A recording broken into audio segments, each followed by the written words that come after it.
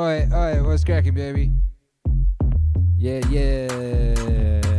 Splash the clock. You know what time it is. Splash the clock. Oh. Yeah, I found a lot of random beats that I made just appeared. I don't know where they came from. I totally don't remember making this, but apparently I did. Yo. Ooh. Gang. Smash that like, baby. Smash that like. Just put that link in the Discord. Put that link on the Twitter. Put that link on the Instagram story, baby. We going live.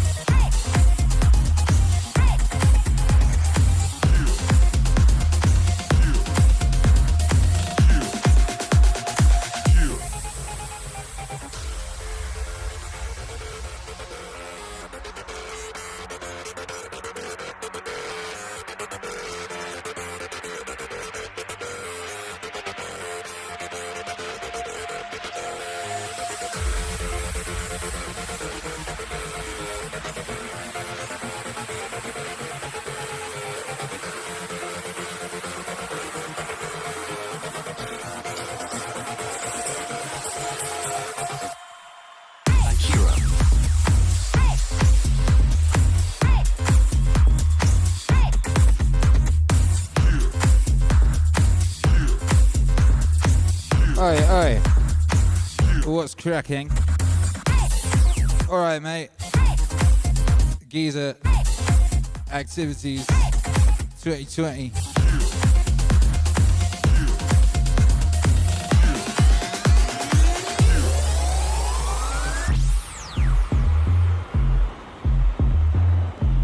Yeah, let's get it. Oh. Woo. What up, baby? We in hell. What's cracking? It's Akira The Don. It's Meaningwave. It's Meaning Stream. It's number 57. It's Monday. It's a beautiful Monday to be alive here at the peak of recorded human Mondays. How is your Monday? Oh. Yeah.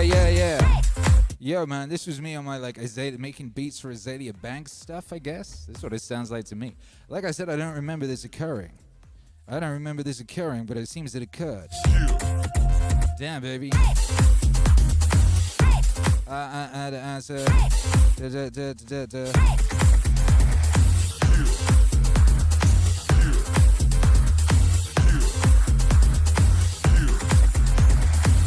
I guess that swear word getting eaten. Yeah. Yo, how's everybody doing? Shouts into everybody locked in live. And shouts into everybody locked in on the replay across space and time. Shouts out to everyone who's watching this on a viewing device. If you're watching this on a viewing device, you can see I got some things on my head. What would you call them? Oh yeah, shades. I haven't been wearing shades for like a couple years, really. I had this theory that they was making my eyes weak. You know, I needed to get my eyes strong. I needed to get my eyeballs strong, you know, so I hadn't really wore sunglasses for the past 2 years. I've been getting my eyeballs strong. But I found these today in a bag, and they were given me by a Meaningwave aficionado who traveled all the way from New Zealand to see me play a gig, and gave me these. And they were in my DJ bag, and I haven't worn them, so I figured I'd wear them, you know, they're pretty cool. They made me look like a living meme, you know. They're a little too small for my head, I guess. Well, they're not. Apparently they're special New Zealand sunglasses that stop anything getting in your eyes, you know? So if you're involved in some kind of sand kicking competition, you'd be okay. You know, so they're really tight. They wrap around. They're like They're very cool, man. You know, I'm very grateful. I'm always grateful for gifts. You know, gifts is a wonderful thing. It's a wonderful thing to get a gift. You don't get so many gifts when you're an adult. You know, it's not like when you're a child and you get more gifts. You know, at Christmas you get a whole bunch of gifts. These days at Christmas, I'm lucky if I get 2. You know, and I'm grateful. It's my birthday on Saturday. I think I'll be lucky if I get a couple. But you know, I got the greatest gift of all. I got the greatest gift of all. You know what that gift is? That's this life, baby. Ooh. Shouts out to Franz Capra, whatever. You know the guy. That was the original title of It's a Wonderful Life. The original title of It's a Wonderful Life was The Greatest Gift of All. Because the greatest gift of all was that wonderful life. That's what the whole film was about, you know? And I do love that film. My God, I love that film. I must not fear. Well, you must not fear. You must not fear, D. Do not fear. Do not fear. Fear is the mind killer. It's it's Monday. We're doing Ask Akira today, so feel free to ask questions. I got some submitted in advance, which I will answer. Priority goes to Super Chat as ever, because we live in a society. What up, Hentai Warhol Z? Got that first award. First in the chat goes Hentai Warhol Z. Says first as far as I can see. Yo, that rhyme, baby. Yo, Bradford White was second. Says high five. HWZ. That's nice. Alan Watts says Namaste, brothers and sisters. I'm never sure, is it Namaste or Namaste? I don't know. I never know. I always ask and I always forget. You know them ones? You know them ones there? What up, YouTube hero Alex? YouTube hero Alex, very correctly, says, what do you say? We're at 73% on the campaign goal. Can we hit 75 tonight? It's a good call. Let's have a look. I got buttons, man. I just love having buttons, you know. Life is good when you got buttons. Buttons that work. I bought a thing. It's called a Stream Deck, right? It's a little box that's got mappable buttons on it that allow me to switch through scenes in my OBS. OBS is the thing that I use to stream, you know, so that you can enjoy this this live experience type situation. And it's basically the first thing I've bought in ages that just works. It just works straight out of the box. It's a box. It's got buttons on it. And like the way my mind works is like, oh, wouldn't it really be cool if you could just drag onto like a map of the buttons in your computer what the function you wanted to go on that button, and you could name it, and then it would say the name on the button, and that's literally what it does. Like, this thing couldn't be any better if I tried. It's just perfect. It's the first piece of like perfect gear I've come across in as long as I can remember. It's epic, you know. So shouts out to whoever made that, and shouts out to everyone who's been back in the Werdxp campaign. Werdxp 6 is about to come out. The first single drops this Friday, and the first music video drops this Friday. That's pretty hype. And we're on 73% of our goal. 73% of our goal, and our goal is basically to get enough money to be able to press vinyl. And it's double vinyl, and we're making available Werdxp 5 and 6, The Web of Life Part 1 and 2 on vinyl for the first time, because people have been asking me to do this for a long time, so we're doing it, you know? So that's very exciting. We're at 73% of our goal, so let's see if we can hit 75 tonight. That would be dope if we could. Yesterday was a really cool stream. Shouts out to everyone who was there. We did Good Times at Davey Wayne's 2. We played all 70s vibes. I think it's currently blocked on YouTube. I got to remove a couple of tracks from it because, you know, we're just a bit too spicy. You know, we just flew a little too close to the sun. But that's cool. You know, that's them vibes. How's everyone doing anyway? Smash that like. Summon the YouTube gods to allow people in. Do you know, I'm going to take these off. I can't see shit. Oh, my God. Whoa. Damn, it's bright out here. Yeah, I really couldn't see nothing. I couldn't see anything, brothers and sisters. I was unable to visualize anything at all. You know, we're just answering questions today, so let's see. Solanza is in the building. Bradford White is in the building. Grey Flowers in the building. Cindy Bailey's in the building. She says, hey, Akira, can we have someone trim the gif of Val dancing so he can dance on screen? I left the gif in Ask Akira on the Discord. I saw that earlier. I checked in on Ask Akira. You can do whatever you guys want. If someone wants to trim a GIF, and send it in, you're very welcome to trim a GIF. And then we'll see if it looks cool, you know. I got GIFs, you know. Are they multiplying and they're losing control? You know, so we have GIFs dancing on the screen. If you listen to this on the podcast, you've never seen it. We have like a beautiful visual interface. You know, you get to see me, and then I have little dancing sprites. You know, I got Bart jumping up and down on my DJ Tech Tools MIDI Fighter Twister. You know, I got Rick from Rick and Morty dancing on top of that laptop. I got numerous gang members, you know, getting down. So if you want to send in something to be added to the screen, then, you know, you're very welcome. Maybe Discord people, maybe YouTube Hero Alex, maybe that's a board. Maybe there should be just a section for the stream and people can contribute stuff. Maybe that's where Ask Akira should go. I don't know. Maybe have a think about that, you know. But yeah, totally, man. Yeah, we have a community member called Val Venus, right? And some people like to think that it's the same Val Venus that was a dancing wrestler, you know, but nobody really knows. Val Venus is an enigma, you know. Any chat worth its salt, any community, anyone I've ever come across always has an enigma. You know what I mean? If your community don't got no enigma in a community, it's just you know, it's just a bunch of people. You gotta have an enigma. You know what I mean? And Val Venus is our enigma. Shouts out to Val Venus. Yeah. Great Flower wants a dancing Val. That's too. Okay, cool. There you go. Damn. Watch out. This will become a democracy. What up, DS? Join us. Let's go 15 hours. 15 hours. Did I have the time wrong on the stream? Or were you just here mad early? Did I have the time wrong? Oh, well. We're correct now, hey? We're correct now. Someone says 15 hours. Is that a mistype or is it his birthday already? Well, you think I'm gonna be late on my birthday? I ain't give a crap about my birthday, baby. I give a crap about you guys. I give a crap about sticking to my word and regulating the vibes in the correct fashion. What up, Detailed by Andrew says, I'm here, Akira. Dr. Dre times Alan Watts. You did it, you crazy son of a bitch. You did it. I did it. It's true. I did it. Do you like it? I liked it. We got another bootleg dropping this week. We got another bootleg track dropping this week. I made a song today with Elon Musk. That was pretty epic.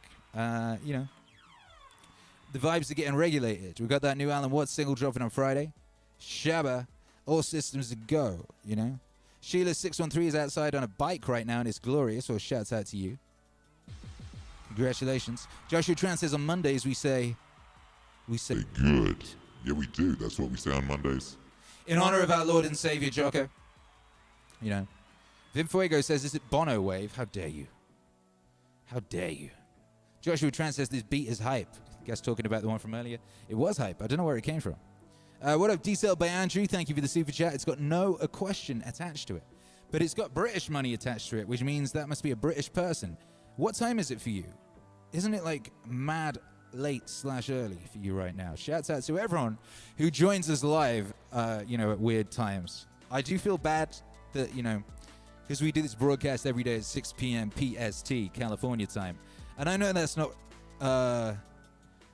ideal for everybody in the world. You know, we are a global community and you are an international gang. And, you know, I do feel bad about that. But there's only so much we can do, baby. You know what I mean? What up, Bradford White? What up, LZ? What up, John Grady? And, yeah, what up, Alextra? Says, yo, I found out I'm getting a new brother or sister in December. Yay! Hey, congratulations. That's a beautiful thing. Shouts out to whoever made that possible and the manner in which they made that possible. That's epic. That's epic. Detail by Andrew says, I posted a question just before the super chat. You should have put the question in the super chat. Otherwise, how would I find it? How am I going to find it? Oh, here we go. Detail by Andrew says, hey, Akira, I always catch weirdos on the train. They always have their story. Any situations like that you would like to tell us? Oh, my God. Oh, my God. You do always catch weirdos on the train. I mean, the train was, back in the day, the train was one of the best places to catch weirdos and socialize. And the best place to socialize on the train back in the day was the smoking carriage. The smoking carriage was truly the melting pot. That's where the businessman, you know, would be, and that's where the punk and the grebo and the hippie would be. You know what I mean? That's where the naughty school kids would be. That's where the old ladies would be. Everyone would get together in the smoking carriage. You know, the smoking carriage was a cool place. I don't know what the modern equivalent of the smoking carriage is. Maybe it's the meaning stream chat. I don't know. But yeah, many fun times in the smoking carriage. One of my favorite times in the smoking carriage is we were going somewhere. I can't remember where we were going. Wales somewhere, and the train stopped. And someone had done that thing they do where they drive a car onto the train track. You know, sometimes people do that. And when people do that, they go, right, we've got to put up bridges and we've got to put up walls all around the train track to stop people doing that. And it's like, why must we continually reshape our society around the very extremities of foolery? Like, someone does something real stupid, then we have to, like, build the whole society around that one real stupid person. It's very strange. It's a thing that we do. I don't know why we do it either. You know, it doesn't make any sense to me. But we do it. And anyway, they didn't do it in that occasion because someone had managed to drive onto the rail, you know. And we were stuck there for hours. And in the end, you know, people were getting rowdy and stuff because they're Welsh. Welsh people get mad rowdy, you know. They don't take no crap. They ain't taking that. Then, you know what I mean? So they gave away free coffee. They gave away coffee. They gave away Pringles. And in the end, people were getting so rowdy, and we've been stuck there for so long. They said, okay, the minibar is open for and they just gave away the minibar, the train minibar, right? So that smoking carriage became a goddamn party. By Jove, it became a goddamn party. And guess who had a great big slab of a Visco laptop with a big speaker in it and could DJ for the people? Yeah, that's right, your friendly neighborhood Don. Yeah, your friendly neighborhood Don did, lo and behold, did DJ in that smoking carriage when everyone had free booze, and it just became the illest party in all of Wales. And the train was stuck on this track, you know, and people started to gather around the train, and the train became something of like a little rave, you know. And there we were, it's partying, and it was like, shouts out to that laptop, because laptop speakers are not that good these days. This was a laptop from 2005. It was a 2005 laptop. It was a Visco, I do believe. It was as big as God. You know, it was as big as God and twice as ugly.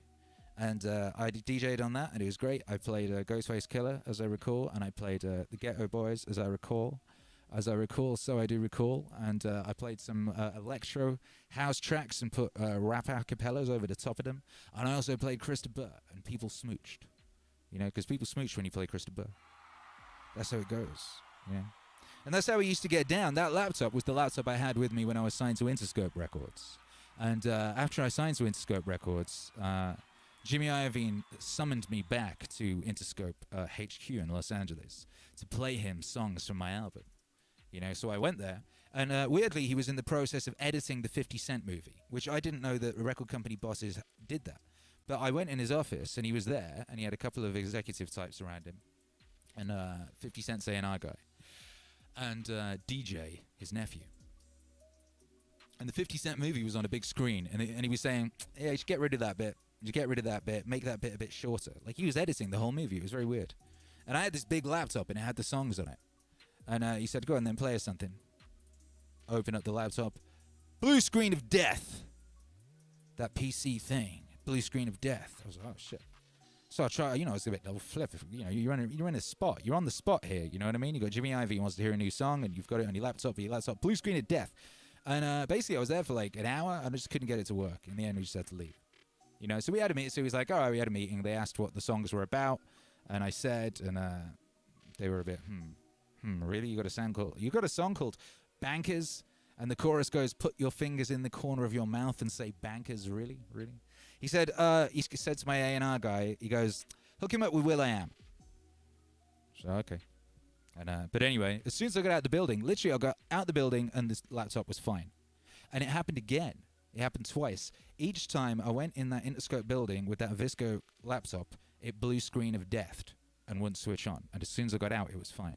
I don't know what that laptop was trying to tell me. It was trying to tell me that this was not my place and this was not my destiny, is what that laptop was trying to tell me. Because it worked in every other situation until I goddamn broke that thing at a particularly violent DJ night in London. You know, but that's another story. That's another story detailed by Andrew. And we'll get to that another day. Happy Meaningwave Monday, fam bam, says Cindy Bailey. God bless you. God bless you, Cindy Bailey. Brian Scott says, hello, Don. Glad to join you all. Well, I'm glad you're here, Brian Scott. Grateful Hour says the universe was telling you thing. Ooh wee ooh. Yeah, the universe will do that, baby. God will do that, whatever you want to call it. I'm really on just saying God these days. People say the universe, really they mean God. You know what I mean? They're a bit scared to say God because maybe they don't really know what God means, or like it's got weird connotations for them, so they say the universe because it's vague. You know, it's big and vague, and they feel less. But, you know, I ain't about that. I ain't about that life, you know what I mean? So I say God. I say God, baby. You know what I mean? Because I know what I mean by God. Ooh, ooh, ooh. Yeah. Chandrik Pickens says, the gift of life, though. That is awesome. Yeah. Charlie, Chandrik Pickens says, what do you want for your birthday? That's what my mum asked me. You know, what do you want for your birthday? I said, damn, Mum, I want you to, like, get me something that's a beautiful, wonderful surprise that shows how much you love me and how much you care about me and how well you know me. And she's like, oh, what? Yeah, that's what I want. Don't you remember, Mum? Because when I was little, like, my mum used to be like, oh, you get the best presents. You know, she used to say that I got her the best presents because I was mad thoughtful. You know, because I did. I remember my mum liked Oasis. And I got her, they put out all of their singles in these box sets that were shaped like cigarette packages. A gold one and a silver one. They were shaped like Benson and Hedges cigarette packets. I got my mum those for her birthday. I remember. She was like, that's an amazing present. That's so thoughtful. You know? So that's, I said this to my mum. That's what I want, you know? Something thoughtful. A thoughtful thing. You know? That's all.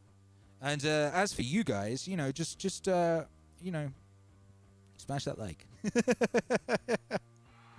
You know, and be the best you. And be beautiful. Like I know you will. Because you always are.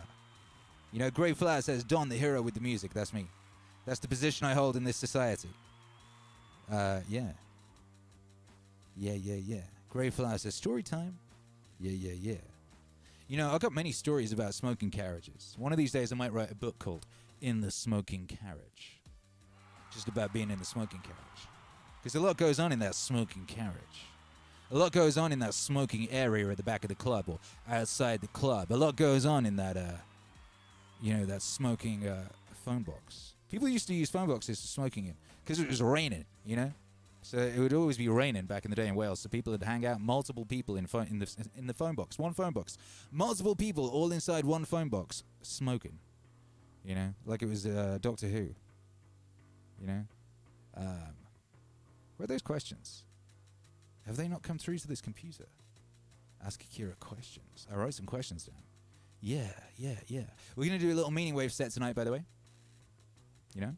Oh, here you go. Red King had a question. Red King says, hey, Akira and Alex. Directed at YouTube hero Alex, a hero in the community. I couldn't make the stream last night for number 53, was that? Yes. And was going to listen to it this morning. But it seems to be hidden on YouTube. Any idea why the stream from 11 hours ago isn't available? Thanks, and keep up the good work, boyos. Yeah, that stream is hidden because I played 24 songs that got blocked worldwide by the YouTube algorithm. 24 songs got blocked worldwide by the YouTube algorithm. That was the stream, I believe, from May 9th, I think it was. And, yeah, but, so, yeah. Like, every day, I mute one of them because it takes hours to mute. So every day I check in that stream and I mute it. So check back in like a month and you'll be able to watch a version of that stream but with half the music missing. But in the meantime, if you're a member of the channel, you can download that mix. That mix is on the member tab to download. It is called Indie Disco Classics Volume 1 by Akira The Don. And also if you remember the Patreon, you can get that too. You know, so that's how we regulate the vibes. If the stream gets yeeted, oh, also you should be able to listen to a version of it on the podcast feed. The podcast feed will have an audio version of it too, you know, of the full stream. So, you know, we're doing our best. We're doing our best. Violet says, this is hilarious. Why? It says, do you ever write music in a less positive mindset like Anger Wave? What a question. Oh my goodness. Yeah, when I was angry, I used to be mad angry, so I'd write angry music.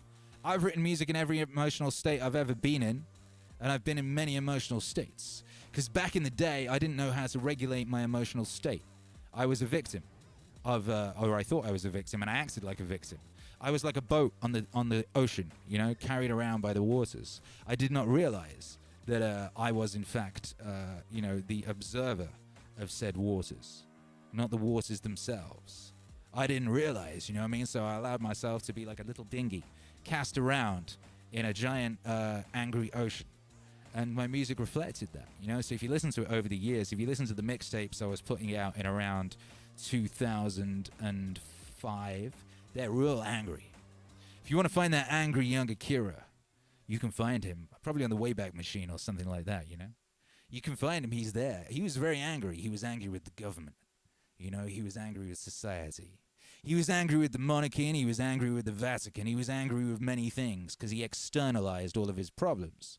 You see, he externalized all of his problems and all of his issues. Did that young man, that sweet, beautiful young man. You know, but over the years, he learned how to regulate his emotions and how to distance what he considered to be himself from those things. And he learned that, you know, you are not those emotions, but the observer of said emotions. And you can do with them as you will. So currently, I choose to make music with specific modes and purposes. You know, so some of it will be positive, and some of it will be thoughtful, and some of it will be heartbreaking, and some of it will be sad. There's all sorts of vibes, you know. The song I was making today was, how would you put it? Optimistically angry?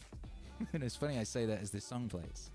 This is the beat from Optimistic and Wrong and or Rational Optimism. And or this is the very first, the beat of a song of mine called, what was it called? No Excuses. That was it. It was called No Excuses. And it was just as I was beginning to work out a certain part of a mindset. This song was me going, no excuses. It was basically me going, okay, I'm broke. Because I remember the day I made the song, I'd spent about 2 hours scrabbling down the back of the sofa looking for pennies because the electric had gone in the apartment, you know, and I didn't have any money, you know, but I managed to scrabble together enough change eventually to get a small amount of electric to put on the electric key that went in the electric meter, and then the power came on for like an hour or something, you know, and I fired up my computer, and in that moment I realized, damn, look, this is epic. I've got electricity and a computer. I could do anything with this moment. Like sitting around moaning, why am I broke? I was like, shut the fuck up. Like, you could do anything. Look, right now you've got a goddamn computer and some electricity. Shut your moaning ass. Stop making excuses, boy. I'll get after it. I remember that moment. It was like a lightning bolt hit me square in the face. Foof. You know? Everything changed after that, Violet. Everything changed. What up, Werdxp? Thank you for the super chat. There is no question attached to your super chat either. Shouts out to you. Shouts out to Grateful. Ira says, meaning cult. Yes, it is. Yeah. John Grady says, I swear this is Story Wave right now, and it's awesome. Yeah. WMIV says, that's some real stuff. It's easy to fall into that trap. Yes, it is. Yes, it is. Brian Scott says, I like this more enlightened Akira. I like this more enlightened Akira too, you know, but, you know, you know, we got some ways to go yet, baby. We got some ways to go yet. You know, the older I grow, the more I know just how little I know. That's all I know, baby. Trouble Charger, thank you for the super chat, says, I'm rewatching The Prisoner. I loved when you incorporated sound clips in your earlier work. Any chance of number 6 Meaningwave in the future? It's funny, right? Because we were just talking about that. My first album, which is the one I recorded for Interscope Records, was held together by samples from The Prisoner, which is one of maybe the greatest TV show of all time, but it was the perfect thing to tie together that record, which was about the individual and the right of the individual to be individual and exist in the world. And that's the experience of the child, you know, becoming aware of itself and becoming aware of the world, becoming aware of its individual nature, you know, and having that stomped out of it at every turn. You know what I mean? The world be like, yo, stop this individual stuff. Bam, bam, bam. And tries to ram you into the same shape as everything else, you know, but some people manage to escape that. And increasingly now, because we're building this new world in which the individual is required more, and the individual is required more explicitly, even by like the vast society that would previously have shunned the individual. We now know that, damn, we need more of these individuals. Our problems are more complex than we previously thought. You know, our NA education is not sufficient for all of these problems that we face. We're going to need that weird, unique unicorn creature over there, and we're going to need that weird hippogriff over there, you know, in order to complete the puzzle, you know. So that's good. What up, Daniel Groves says, what prompted the leap to migrate to LA? Well, that is a many-faceted thing, but one easy way of looking at it, is sometimes life is difficult, you know. And sometimes life is difficult because you're in your own way. So I was in London. And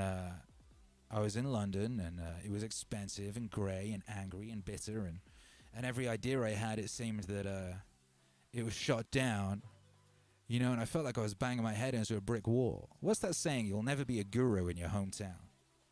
You know, when I first got that first record deal with Jimmy Iovine, that was a case of me going, the Strokes came from America to London and blew up in London because people thought they were cool because they were from America. No one thought they were cool in America because they knew them, you know? So I was like, what if I go to America? People will think I'm cool and different. And they did. It did work like that.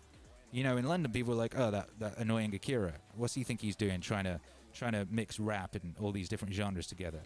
Who's he think he is, you know? I went to America, everyone was like, wow, you're amazing. Look at this. This is very interesting. Woo. And every time I went to America, I would have a wonderful time. And people would stop me on the street and go, who are you? You're brilliant. Look at you. Come to a party. Or something like that. And in London, people would stop a car and pull down the window and go, oi, faggot, and throw a brick at me, you know? And that's true. And I went to America for something. What was it? Grant Morrison was having a festival type thing, and he asked me and Gerard Way to come out and do the music. So we did, and it was wonderful. And I popped to LA to see my homie Wade on the way back. And I just had a wonderful time, and I thought, wait a minute. Well, no. So I had a wonderful time. It's like, I get back, and it's like, oh, it's really great. It's lovely out there. It's sunny every day, and everyone's like really interested in the music I'm doing and stuff like that. And my wife's like, oh, that's nice, you know. And I'm reading Charles Bukowski, and Charles Bukowski goes to an orgy, you know, and he gets in some trouble, and I don't know, someone slams his dick in the door or something. I don't know, something happens, and you know, he gets home and he has a massive hangover, and he goes to bed and he feels terrible, and he wakes up at like 1 in the afternoon, and he gets up and he goes to the toilet and he takes a dump, and then he goes back to bed, and he says, life is as kind as you let it be. And like, it was like, you know, it was like when that computer switched on, and I was like, oh wait, I shouldn't be moaning, I should be taking advantage of this epic computer and this electricity. I could do anything, you know, that vibe. And it was like that. I was like, wait a minute, life is as kind as you let it be. Oh yeah, we should move to America. We should. You know? And that was it. I did a gig. That was it. I did a gig that day, and it was just like the worst gig I'd ever done. It was just absolutely awful. It was just awful. It was just soul crushing. It was horrible. And afterwards, I said to my wife, I said, you know what? This is stupid. Let's move to America. And she said, okay. And that was it. So we did. And shit's been beautiful ever since, baby. Shit's been beautiful ever since, you know, but I'm feeling, I got that feeling. We came out here 5 years ago, and I got that feeling. Adventure. A new adventure. I got a new adventure feeling, baby. I got a new adventure feeling in my soul. You know, so we'll see what happens. But I think a new adventure is coming. Ooh. Luke Ford says, Akira The Don, are you going to mix some of your own quotes from tonight into fire? I hadn't thought about it. I never think about doing myself. I don't know why. I guess it's because, like, part of me, you remember I said the reason I made Meaningwave was partly because I didn't think I was yet wise enough to make the album I wanted to make. So I was mixing in the voices of wise people who'd thought about stuff for a lot longer than I had, while I worked out, you know, while I gained that wisdom I wanted to gain to make that third album I wanted to make. So the idea was always that I would learn stuff and I would become wiser, and, you know, I'd have a son, and that would help me grow wiser and what have you. And then I would put that into a record. I would put that into like a pop album, you know, a rap album, whatever it is. So I hadn't thought about sampling myself, because the point of sampling the vocal is to get something I don't have and get something I don't know and put it in a form that can help me to integrate it. You know, Meaningwave is basically, you know, I make it for myself, you know, and the idea is that it's useful to everybody. The idea is that if it's useful to me, it'll be useful to you, you know. But I hadn't thought about it, but maybe I should. Maybe I should. Daniel Groves says, how old was Herc? What, when you mean when we moved here? Well, put it this way. When we got on the aeroplane, he was crawling. But when we got off the aeroplane, he was walking. That's true. That's a true story. Yeah. St. Michael says, yo, brother, for once I got time off work. Glad to be back. Hey, yo, congratulations. Congratulations to you on your time off work. And I'm glad you're here with us. I'm choosing to spend your time with us. That is a great honor. So thank you. Everyone who chooses to spend their time with us, we're very grateful. John Grady says, I think you're ready to start making music from your own wisdom. Grateful to the gods has convinced me of this. Well, grateful to the gods, that was the wisdom of Marcus Aurelius, That was me channeling the wisdom of someone whose wisdom has lasted for 2,000 years. But, it was a great sounding record, huh? I did love that. That is a wonderful record. Luke Ford said, I've heard some nice quotes. You got a computer, electricity, what the fuck you complaining about? That's real. That's true.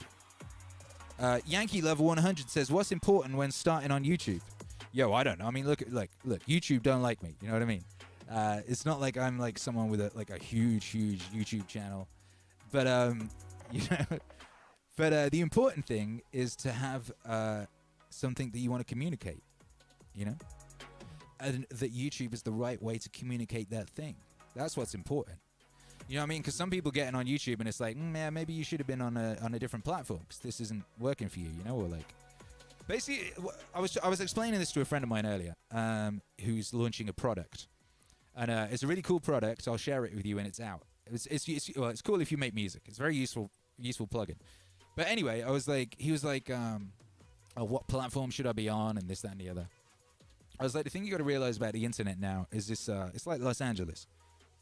Los Angeles is like a series of interconnected lily pads. And some people never leave the lily pad they're on. Those people in Burbank, some of them don't ever leave Burbank. They just stay there, and that's LA to them. The people in West Hollywood, some of them never leave West Hollywood, and that's LA to them. And people in downtown Los Angeles, it's the same story. Maybe one of them will go to Santa Monica, and go to the beach, but that's it. The internet's like that. Some people, they're just on YouTube, and they ain't never leave that place. And if you don't put your thing on YouTube, they'll never see it. And some people are like that with Facebook, and some people are like that with TikTok and all that type of business. But the thing is, you got to go to the place where people are, and you got to talk to them in the language that they understand. It's like if you had a lemonade stand and you took it to Compton, you know what I mean? You'd be pitching your lemonade differently to if you took that same lemonade stand, over to West Hollywood. You'd be doing it in a different way, and you'd be like communicating your product in a slightly different way, Even though it's the same thing, it's goddamn lemonade. You'd still need to do that. So therefore, I would say, like, why is it you want to be on YouTube? What is it you want to achieve on YouTube? How could you be most useful on YouTube? Doing what it is that you want to do and communicating what you want to communicate. How could you do that in the most useful fashion, And then you have to think about all those things, there's like the ever-changing algorithm stuff, this, that, and the other. From what I can gather, people do well. It's similar with Twitter, People do well if they have one thing and stick to it and do it 3 times a day. So if like some channels I like to talk about comic books, they only talk about comic books. They upload 3 videos a day, and the reason that works is that like, if I wake up in the morning and I'm gonna have a shower, I want to put something on, there's a new thing from that person for me to listen to. And later in the day, if I'm having a lunch break, there's another thing, and so on and so forth, So it works, and then you get built-in loyalty, and your content becomes a habit for people. It becomes a habit for people. And if your stuff becomes a habit for people, then you're in, baby. And the only way you break that is if you break the habit. And the only way you break the habit is by stopping doing stuff. And that's down on you. That's on you. Shouts out to the modern comic book industry, which broke the habit of a decades and decades deep habit of buying comic books was broken over the past couple of months because the comic book industry stopped putting out comics because of COVID-19. I told my homie this, and he said, what? That doesn't make any sense. You can make comics at home. You don't even need to go to an office to make comics. I said, yeah, it's true. He said, surely they could have put them out digitally. I said, yeah, I know. But they didn't. They're morons. And, morons are everywhere. God damn it. Morons are everywhere. That's some real shit. Abadonish says, what's your all-time favorite comic book character? I got a few. I really loved the OG Spider-Man when I was a kid. I really resonated with that Spider-Man, I really loved Calvin from Calvin and Hobbes. I resonated with him. I really loved your boy Cerebus from Cerebus. I love Cerebus. I love Bone from the Bone comic books, and I really love Buddy Bradley from Peter Bag's Hate. I love all those guys. Great. There's lots of comic book characters I love, but that's just some of them. You ever read American Splendor by Harvey Pekar? Harvey Pekar is one of my favorite comic book characters. And he's a real guy who put himself into his own comics. You had Robert Crumb draw a few for him. He was just a guy with a shitty life. And he was like, I think I would be an interesting comic book character. And everyone said, shut up, Harvey Pico. What is wrong with you? No one wants to read about your sordid, awful life. And he said, yes, they do. And he did these comics. And the way he writes his comics is he basically draws stick figures. And he draws the whole thing out with stick figures. Then he gives it to an artist. And, that stuff is amazing. So shouts out to Harvey Pico and American Splendor. It's a great comic book. Yeah, it is. What up, Werdxp? Said, what would a convo between Watts and JBP be like? Well, that's something I've been thinking about investigating as a Meaningwave set. I've been thinking of investigating their very concept because that's something I wonder. I wonder. It'd be very interesting. They agree on a lot of stuff, and they're diametrically opposed on a bunch of stuff as well. And that's the best conversations are always with people like that, right? Excuse me a second.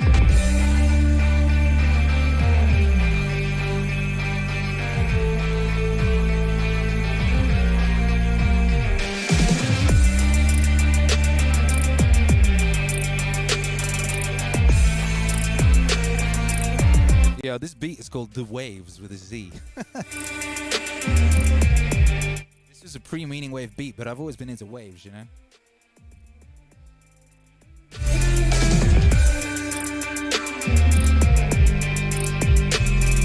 John Grady says, Akira just explained why he didn't let us down the other day when the stream went out, because he's trying to build a habit into us.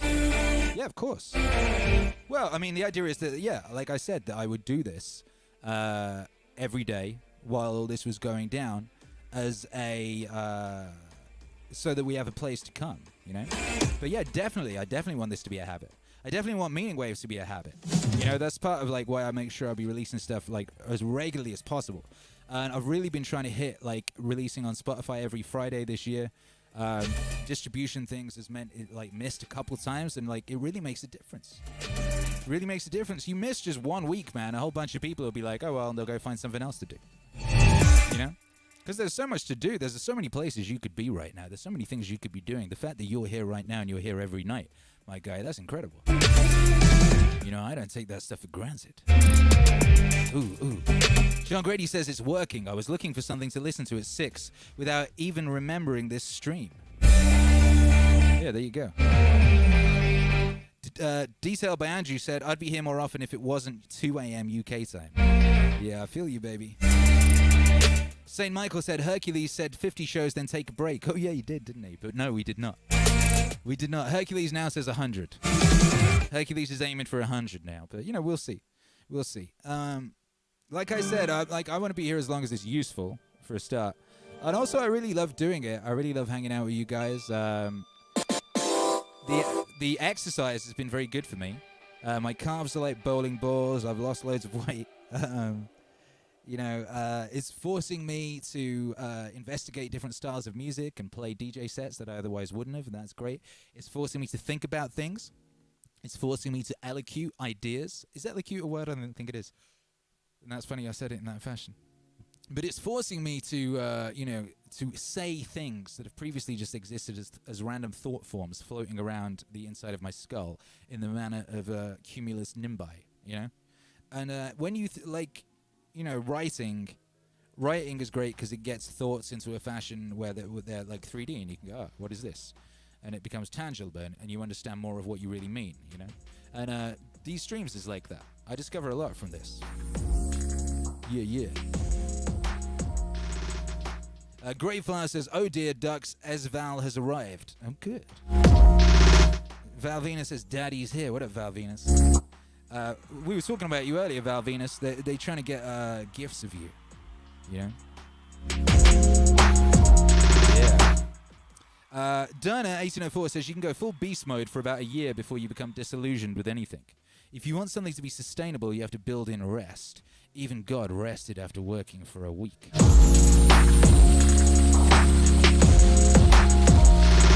Yeah, but it depends what you're doing. There's certain stuff that you just do every day. Because it's what you do every day. You go to the bathroom every day, baby. You breathe every day.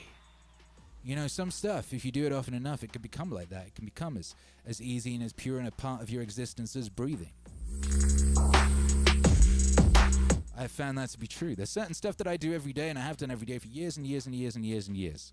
Now, with no burnout, no.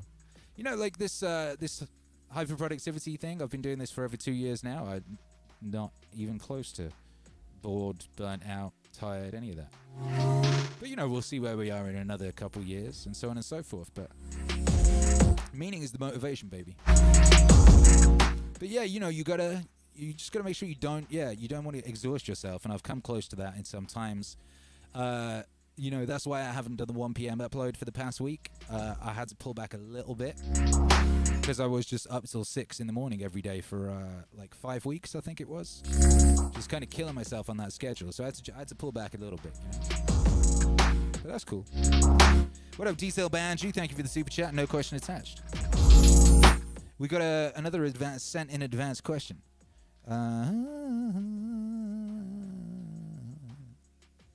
GN, I get this one a lot, so it's worth putting out. GNZLZ says, Akira, can I use your music as background music for my YouTube videos? And then Ugg says, hey, I'm wondering how I can use Akira's music in a video documentary project. I've never tried to use someone's music before, and I'm just curious how I might pursue getting/purchasing approval. Or just deferring monetizations with Akira. I'm going to read through all the info on here. Anyway, so Ugg, yes, and Jin Gunzels. Yeah, I always say, you know, honestly, I'm always honored if someone wants to use my music in their stuff. And if you want to use my music in your Twitch stream or your YouTube video, whatever it is, you're very welcome. And what I've done is my distributor that distributes my music distributors, what they do is they collect from YouTube as well. So if your music is on a YouTube video, they claim that video. And they get all the money from that YouTube video. And I think that is bullshit. And I think that's ridiculous. And I would never want to penalize someone for sharing my music. It doesn't make any sense to me. So I've been in a sort of heated discussion with my distributor for the past 2 weeks, and they just confirmed that they're going to not do that, and they're not going to claim any YouTube videos. And so it means because, you know, they take a percentage of my revenue, so it means they're not getting revenue, which is why they push for doing that. But it's like I would rather not, you know? So yeah, if anyone wants to use my music, you can use it in your videos, and you will not get your revenue taken from you. The video will not get claimed. You know, and then if you want to put it in a documentary, if it's something that's going to make money and be released commercially, then that's like a different matter. And just chuck us an email. You can find the Letitia email address is pretty easy to find, and we'll hook something up, you know. So that's the deal with that, you know. I'm very grateful to anyone that shares my music in any way, shape, or form. Frankly, you know, I'm incredibly grateful for that, and honored that you would want to use my music in your stuff. And it really baffles me when people get weird about that shit. But whatever.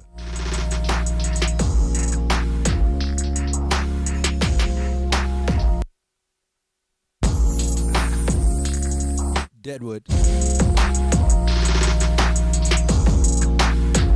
Holgard says, will we ever see a Bruce Lee wave? And I can confirm the answer is yes. Pizzo Cat asks, on the Goggins album, is the melody on the cookie jar a Pink Floyd sample? Off of Echoes? The answer is no. Not as far as I know. Not deliberately, and I don't know if I've heard Echoes. I don't know, is that a song or an album? I actually don't know very much about Pink Floyd. How about that? I'm not massively educated on Pink Floyd. You know, I know The Wall. I know Money. I know that song Money. I know the song The Wall, and that's about it. Actually, I'm pretty ignorant on Pink Floyd. I know that might be shocking to some. But yeah, you know, it's possible. I mean, like, sometimes you hear songs, you know, in the shower. In the supermarket. And then they come out in your songs years later, and you thought it was all you know what I mean? Or like you didn't know where it had come from. So that's possible. I had a dream the other night, right? And you know, we've been talking about this since lockdown. Dreams have been a lot more vivid. And this one, you know, my wife woke me up, and I was like in the middle of this dream, and it was one of those ones where you're like, nah, like I have to go back into this dream because it's kind of important. And what was going on in the dream was I was DJing with my mind, but I wasn't just DJing; I was composing the song and executing it with my mind in real time in a DJ situation. So it was like a live club type situation, only it was almost like an infinite field, and it was like a digital realm. So I'm pretty sure this wasn't a dream. I think this was the future, and it was like a sort of like infinite digital realm, and everyone was there. So it was you guys, and it's all like your avatars, how you imagine yourself. You know, I remember there was some giant, like, weird 3D chipmunk type things, and some sort of fairies and goblin type. There was a lot of mythical looking creatures and sci-fi looking creatures and kind of plants, like sentient plants, you know, and there was no floor, so to speak. You know, it was kind of infinite levels, and it just many people as far as you could go, and people in these thought form visual representations of themselves. And I was DJing with my mind, so I was composing the whole song and all the music and the drums and the melody and everything about it. I was composing there and then, and I was able to slow it down and shape it and form it and make it just the whole thing. But it was required really intense concentration, because at the same time as doing that, I also had to be concentrating on everybody else and feeling them in that way that you do when you DJ, but like really intensely, like, oh, we need that person over there is a bit sad, and we need to do this with the music over here, but it can't negatively affect over there. And it was it made complete sense how I was doing it. I understood how to do it. You know, it worked. It was wonderful, and I remember what it sounded like, and I remember the shape of it. And just the perfect balance of it. There's a thing when you're like making music the way we make music now, and it's a bit like you're hitting a rock with a hammer, hoping that Michelangelo's David comes out. You know, it's a bit like blunt force trauma. Like, just yank this EQ here, and that'll do that frequency and make it the shape we want it to be. It's very crude right now. It's really amazing, like what it is compared to what it could be. And what it will be. And I think it will be. I think this thing that I was dreaming, I think that was the future. I don't think I was dreaming. I think I was like I was time traveling or something. And I think that's what we will have. And I think we'll have it, like, I don't know, not too long. I think we'll have it in our lifetime. I think I will be doing that. Brothers and sisters. So that's pretty exciting. You know? Derna 1804 says, you were dreaming what it would be like to be God. God is the DJ and we're just dancing along. Yeah, but you're God, so what's that mean? What's that mean? You're God too, baby. There's no just dancing. Participation is as important a part of the creation as anything else. You know, without the audience, there is no DJ. Yo.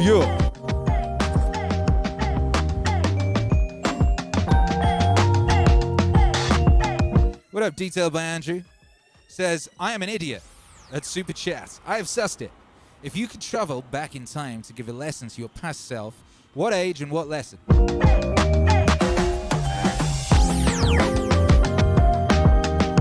You know, it's a tricky one, man, because I wouldn't want to mess up this timeline. We watched Back to the Future last night. Charlotte and Hercules and I. Hercules saw Back to the Future for the first time. Look, his mum is in love with him. His mum likes him. Ha! You know, and Back to the Future don't make any sense at all. Doesn't make any sense at all because, you know, you're like, all right, so if you cease to exist, then you're not actually going to come back and do that thing that makes you cease to exist and like all this. It's just that mode of time travel don't make any sense in his head doing. But like, you know, if you were to go back in time and tell yourself something, it would mean the future wouldn't be now. So I wouldn't be able to go back and tell myself in the past anything at all, because I wouldn't know if I went past and gave that kid some cheat codes. The problem with cheat codes is you miss a load of lessons. You know what I mean? It's like you playing a computer game, you know what I mean? You just cheat code that shit and just get like all the money and the superpowers at the beginning. That game is boring and it sucks, and you miss out on all the important bits of learning and all that type of thing, you know? And if you're ever put in a position where the cheat code was suddenly gone, you wouldn't know what to do. So going back in time and giving yourself some cheat codes, that's just stupid, man. That would be a terrible thing to do. However, if I was forced at a gun to do it, you know, or if I was going to be reborn and I just wanted to retain one bit of information, I would say, and it's something I kind of used to have, and then I had it, I knew it, and I acted by it for many, many years that I can remember. And then I was convinced that it was not the case. And then I had to rediscover the lesson. The lesson is everything is your fault.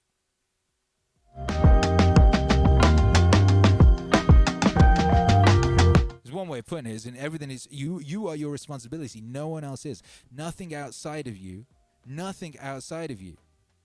Nothing. And I was on that wave when I was little, and it's why like I was in fights every day, and I was like bullied all the time and shit of that nature, and I ain't give a fuck. You know what I mean? I would just fight these people every day, but like whatever, you know. And it's because I had this sort of mad sort of self-responsibility type thing from like mad early. Like I had jobs as long as I could remember. I had a job when I was like 7, you know. I always had jobs, all that type of thing. I was always mad self-responsible. And then at some point in like late teens, early 20s, I got convinced by people that the government and society and all this type of thing, and it started like externalizing responsibility in a way, and then getting angry and feeling like victimized. You know, I didn't feel like a victim when I was a little kid getting bullied every day. I didn't actually feel like a victim then. You know, I felt like I would be able to get through it, and I had control over it, and I could tell them to go fuck themselves.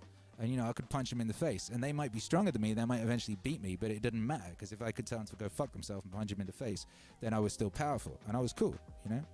And I always knew I'd get through it and I'd get out, and I knew that once I got out, it'd be dope, and I'd be able to go find my people, because I knew my people weren't where I was, but I knew they were somewhere, you know? And I knew that, like, whatever I wanted to find, I knew that it was in me already, and I knew that I just to take myself to the opportunity. I knew that luck is opportunity in preparation, and all that type of thing.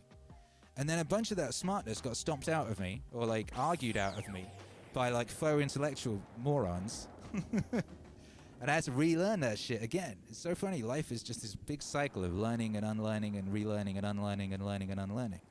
You know what I mean? I always had this theory that like a baby kind of knows everything. You know what I mean? Like you're born, you know as much as you do when you die type situation. It's the same thing. That's what you know. You know? But anyway. So yeah, that would be the answer to that. Detailed by Andrew. Oh my goodness. Bars. Yeah. On the dark side of the sun, some way, somehow, trying to figure out what was wrong. On the way back round to the beginning where I was from. Whoa. That I found it out. Now I'm right where I belong. Holy shit. Whoa. Right where I belong.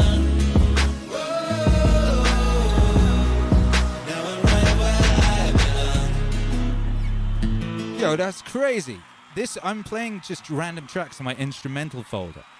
This shouldn't even be in the instrumental folder. This is a demo of a song I wrote for somebody else. But you can hear what I was saying there in the chorus was basically what I was just saying in the words I was just saying before this song came on. That's bonkers. What the heck? Yo, that's nuts. What a time to be alive. Damn, baby. I forgot about this joint. I wonder what happened to this joint. Basically, the guy who did this beat was pitching this to some K-pop group. I don't know what happened with it. I was lost and found on the dark side of the sun. Yo, did I just make a Pink Floyd reference after we just spoke about Pink Floyd? What? Trying to figure out what was wrong. On the way back round to the beginning where I was from. That I found it out. Now I'm right where I belong. Whoa. Damn, baby. Right where I belong. Whoa. Now I'm right where I belong. Damn, son, what is this life? What is this thing? What is this? What even is this? Oh my goodness. Kat the Younger says, Akira, what does your day-to-day look like in quarantine? Oh, this is pretty good, baby. It's very aesthetically pleasing. You know, I live in Los Angeles. That's one nice thing about here. It's aesthetically pleasing. There's a palm tree right there. I can actually see dozens of palm trees on the Hollywood sign just right now out this window. But so it looks like that, and it looks sunny most days because that's what the place is. And you know, I get up and I'm awoken by the sweet sounds of my son being homeschooled by my beautiful wife, and you know, the sweet sounds of that. and get up and we go to the coffee shop. You know, we get bandanaed up and go to the coffee shop. You know, because we're waiting for our Meaningwave masks to arrive. Hopefully they'll be arriving very soon. We were just talking with the princes earlier. And yeah, we go get coffee, you know, then I come back here. Hang on, this chorus is good. Let me put it back on. Yeah, yeah. To the beginning where I was from. That I found it out. Now I'm right where I belong. Whoa, I'm right where I belong. Yeah. Whoa, man. Yeah, I'm right where I belong. Be on top now, pull up in the drop down.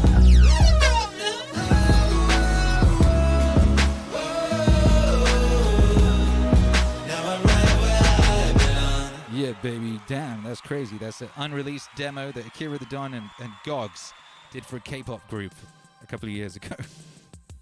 That just weirdly came in and serendipity did this whole vibe. Shouts out to that. And yeah, so the day during quarantine. Yeah. So wake up to the sweet sounds of the homeschooling. Going down, go to the coffee shop, get some coffee. Have a nice, you know, walk leisurely back with the fam, come up here.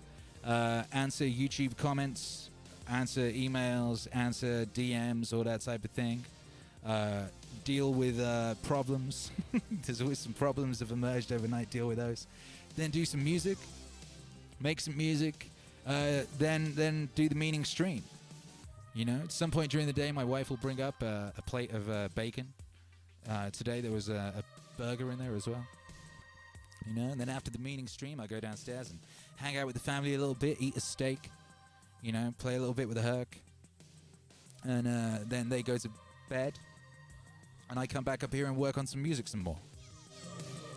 And yeah, I do that until I can't do it no more. You know, then I fall asleep, baby. And that's every day. Some days there'll be a podcast in there, you know. Some days there'll be I'll talk to my mum, you know. That's pretty much how it goes right now. Yeah.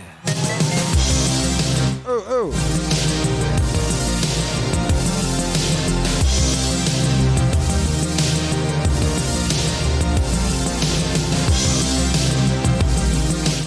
Internet crustacean says, Akira, what is your only hope in life and death?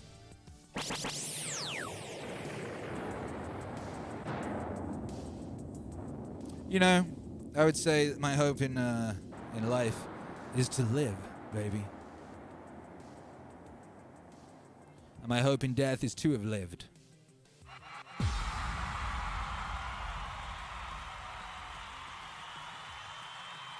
You know, they say it takes a lifetime to learn how to die. But, you know, it takes a lifetime to learn how to live, baby. You know what I mean? I'm just working on that. I'll be working on that. Xhammer X13 Thor says, what kind of anime does your son or wife enjoy? I've been enjoying Hinomaru Zumo Sumo. I don't mean, what? Hinomaru Zumo Sumo anime season 1. I don't know this. And binge reading the manga. Anyways, enjoying your Meaningwave and Synthwave. Cheers. Thank you, my guy. Well, we've been enjoying the Ghibli stuff. We've been working our way through the Ghibli stuff. You know, so as a family, we've been enjoying that. And Hercules also likes Pokemon and what's the one? Yokai Watch? He likes that Yokai Watch. It basically seems like Pokemon, but with ghosts, I guess, you know? Yeah. And St. Michael says, there's no such thing as death. Life is just a dream, and we're all the universe experiencing itself. Yeah, that's one way of looking at it. Avidonish says, Spirited Away makes me cry every time. Yeah. Yeah, it's beautiful. AI says, Yokai Watch is so popular. Yokai Watch. No. I get the theme confused with story blocks. I just realized. Yokai Watch. Do. You know, yeah. Oh, yeah, me and my wife were watching Paranoia Agent a little while back, and that was great. I love Paranoia Agent. Paranoia Agent is one of the greatest things ever. Because it's Satoshi Kon, you know, and Satoshi Kon is just the best. I love Satoshi Kon. Oh, man. Obviously, we want to be wealthy.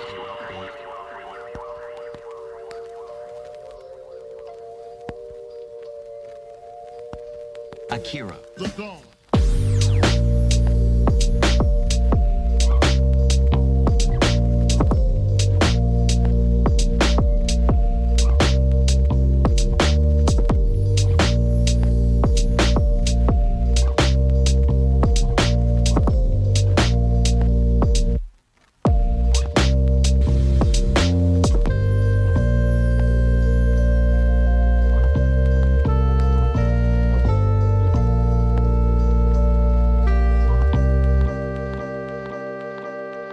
so, Satoshi Kon, you might know him. He did Perfect Blue in Tokyo Godfathers and Paprika. But yeah, my favorite thing he did was Paranoia Agent. He died in 2010 on August 24th at the age of 46. And he wrote this letter. And it's one of the most extraordinary things I ever read. And I reread it every year. And he wrote it just before he died. And he titled it Sayonara. And it says, "How could I forget May 18th of this year? I received the following pronouncement from a cardiovascular doctor at Musashino Red Cross Hospital. It's the latter stages of pancreatic cancer. It's metastasized to several bones. You have at the most half a year left to live. My wife and I listened together. It was a fate so unexpected and untenable that the two of us together could barely take it. I used to honestly think that I can't help it if I die any day. Still, it was so sudden. To be sure, there were some signs. 2 to 3 months before that, I'd had strong pains in several places on my back and the joints of my legs. I'd lost strength in my right leg and found it hard to walk, and I'd be going to an acupuncturist and a chiropractor. But I wasn't getting any better. So after having been examined in MRI and a PET-CT and such advanced machinery, came the sudden pronouncement of the time that I had left. It was as if death had positioned itself right behind me before I knew it, and that there was nothing I could do. After the pronouncement, my wife and I researched ways to prolong my life. It was literally a life or death situation. We received the support of staunch friends and strong allies. I rejected anti-cancer medication and tried to live with a view that the world slightly different from the norm, of the world slightly different from the norm. The fact that I rejected what was expected, normal, seemed to me to be very much like me. I've never really felt that I belonged with the majority. It was the same for medical care as with anything else. Why not try to keep living according to my own principles? However, as is the case when I'm trying to create a work, a film, one's willpower alone didn't do the job. The illness kept progressing day by day. On the other hand, as a member of society, I do accept at least half of what society in general holds to be right. I do pay taxes. I'm far from being an upstanding citizen, but I am a full member of Japanese society.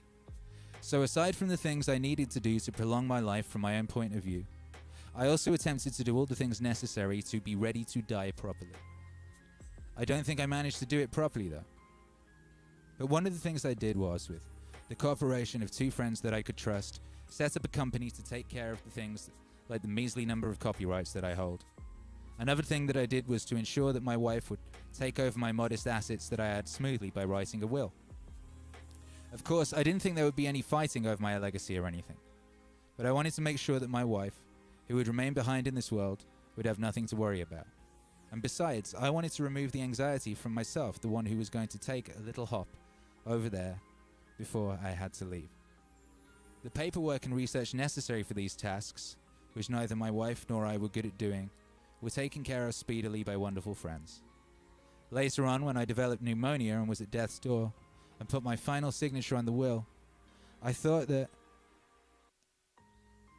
if I died right then and there, it couldn't be helped. I can die at last. After all, I'd been brought by ambulance to the Miyashino Red Cross Hospital 2 days before that, then brought back again to the same hospital by ambulance the day after.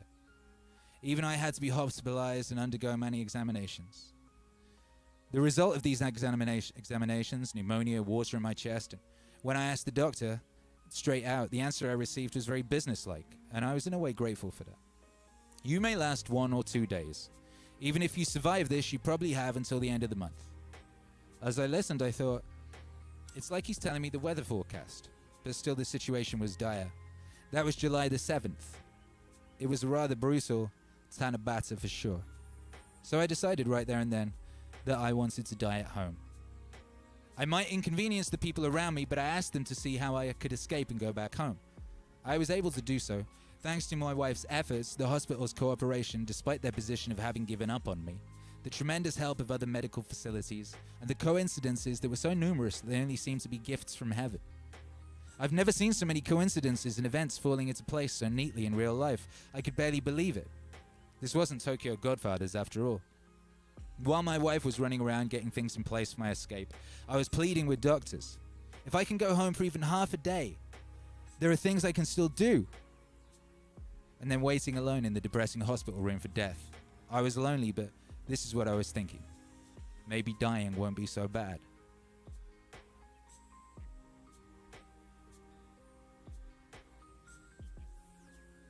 I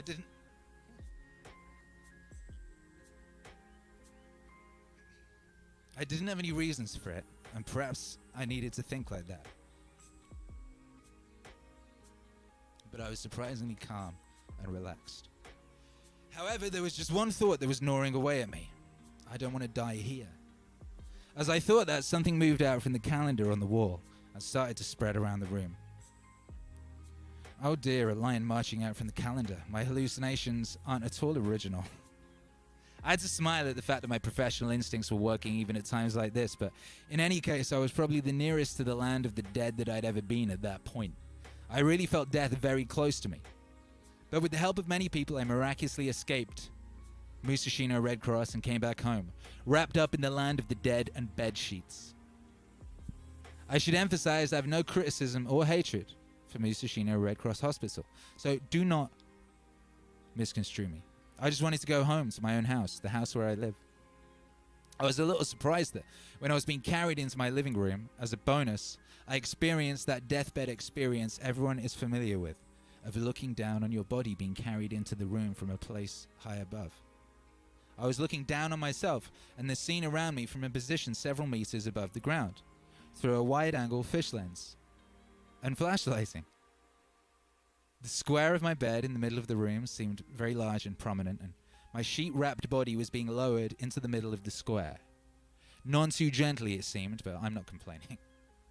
So all I had to do was wait for my death in my own home. However, it seems that I was able to overcome the pneumonia. Eh? I did think like this in a way. I didn't manage to die. Afterwards, when I could think of nothing else but death, I thought that I did indeed once die. Then. In the back of my mind, the word reborn wavered several times.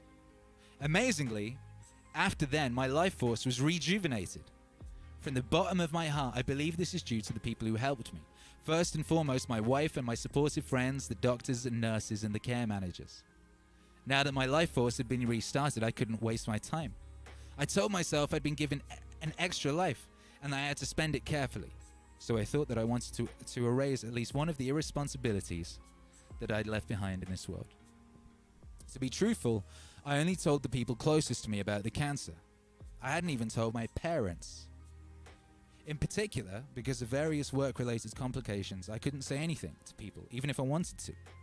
I wanted to announce my cancer on the internet and report on my remaining life, but if Satoshi's death was scheduled, there might be some waves made, and however small, for these reasons I acted very irresponsibly towards some people I know, and I am so sorry. There were so many people I wanted to see before I died, to say even one word of greeting to. Family and relatives, old friends and classmates from elementary and middle and high school, the mates I met in college, the people I met in manga world with whom I exchanged so much inspiration, the people in the anime world whose desks I sat next to, went drinking with whom I competed on the same works, the mates with whom I shared good health and bad times, the countless people I was able to know because of my position as a film director, the people who call themselves my fans, not only in Japan but around the world, the friends I'd made via the web. There's so many people that I wanted to see at least once. Well, there are some I don't want to see too. But if I see them, I'm afraid that the thought that I can never see this person again will take me over, and I wouldn't be able to greet death gracefully. Even if I'd recovered, I had very little life force left, and it took a lot of effort to see people. The more people wanted to see me, the harder it was for me to see them. Oh, what irony. In addition, my lower body was paralyzed due to the cancer spreading to my bones, and I was prone on my bed, and I didn't want people to see my emaciated body. I wanted most of the people I knew to remember me as the Satoshi that was full of life. I'd like to use this space to apologize to my relatives, friends, and acquaintances for not telling you about my cancer, for my irresponsibility. Please understand this was Satoshi's selfish desire. I mean, Satoshi-kon was that kind of guy. When I envision your faces, I only have good memories. And remember, your great smiles. Everyone, thank you for the truly great memories. I loved the world I lived in. Just the fact that I can think that makes me happy. The many people that I met throughout my lifetime, whether they were positive or negative, have helped to shape the human being that is Satoshi Kon. And I am grateful for all those encounters. Even if the end result is an early death in my mid-40s, I've accepted this as my own unique destiny. I've had so many positive things happen to me after all. The thing I think about death now, I can only say it's too bad. Really. However, even though I can let go of many of my irresponsible actions by not telling people, I cannot help regretting two things about my parents and about Madhouse founder Maruyama-san. Even though I was rather late, there was no choice but for me to come clean with the whole truth, and I wanted to beg them for forgiveness. As soon as I saw Maruyama-san's face when he came to see me at home, I couldn't stop the flow of tears or my feeling of shame. I'm so sorry for ending up like this. Maruyama-san said nothing and just shook his head and gripped both my hands. I was filled with thankfulness, feelings of gratitude and joy that I'd been lucky enough to work with this person came over me like a landslide. It may be selfish, but I felt as though I'd been forgiven in that instant. My biggest regret is the film Dreaming Machine. I'm worried not only about the film itself, but about the staff with whom I was able to work with on the film. After all, there is a strong possibility that the storyboards that were created with our blood, sweat and tears will never be seen. This is because Satoshi Kon put his arms around the original story, the script, the characters and the settings, the sketches and the music, every single image. Of course, there are things that I shared with the animation director, the art director, and the other staff members, but basically most of the work can only be understood by Satoshi Kon.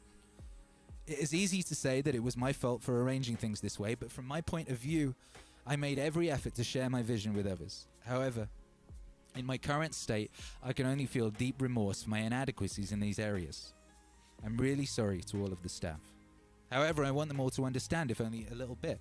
Satoshi Kon was that kind of guy, and that's why he was able to make rather weird anime that was a bit different. I know this is a selfish excuse, but think of my cancer and please forgive me. I haven't been idly waiting for death. Even now I'm thinking with my weak brain of ways to let the world live, to let the work live, even after I'm gone. But they're all shallow ideas. When I told Maruyama-san about my concerns about Dreaming Machine, he said, "Don't worry, we'll figure something out." So don't worry. I wept. I wept uncontrollably. Even with my previous movies, I've been so irresponsible with the productions and the budgets, but I always had Maruyama-san figure it out for me in the end. This time is no different. I really have not changed. I was able to talk to my heart's content with Maruyama-san. Thanks to this, I was able to feel, at least a little, that Satoshi Kon's talents and skills were of some value in our industry. I regret losing your talent. I wish that you were able to leave it for us. If Madhouse's Maruyama-san says that, I can go to the Netherworld with a little bit of self-pride after all. And of course, even without anyone else telling me this, I do feel regret that my weird visions and ability to draw things in minute detail will be lost. But that can't be helped. I'm grateful from the bottom of my heart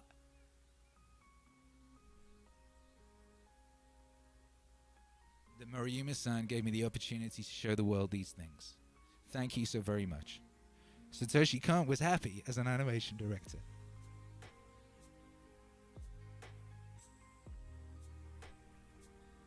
It was heartbreaking to tell my parents. I'd really intended to go up to Sapporo, where my parents live, while I was still able to, but my illness progressed so unexpectedly and annoyingly fast that I ended up calling them on the telephone from the hospital room, as I was closest to death. I am in the late stages of cancer and will die soon. I was so happy being born as a child to you, father and mother. Thank you.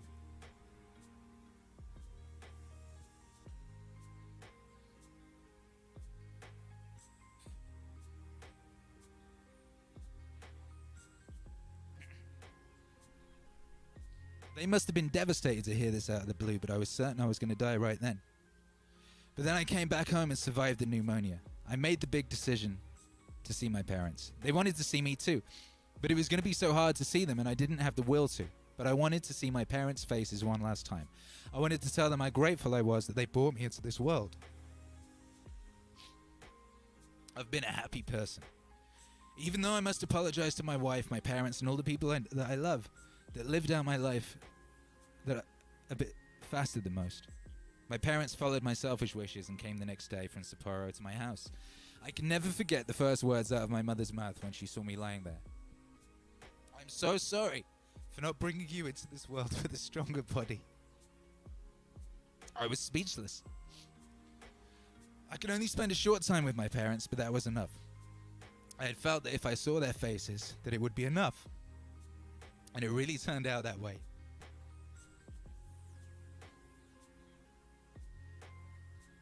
Thank you, Father, Mother.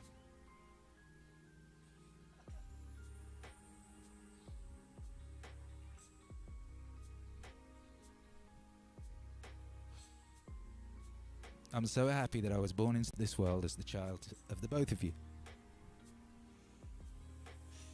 My heart is full of memories and gratitude. Happiness itself is important, but I'm so grateful that you taught me to appreciate happiness. Thank you so very much.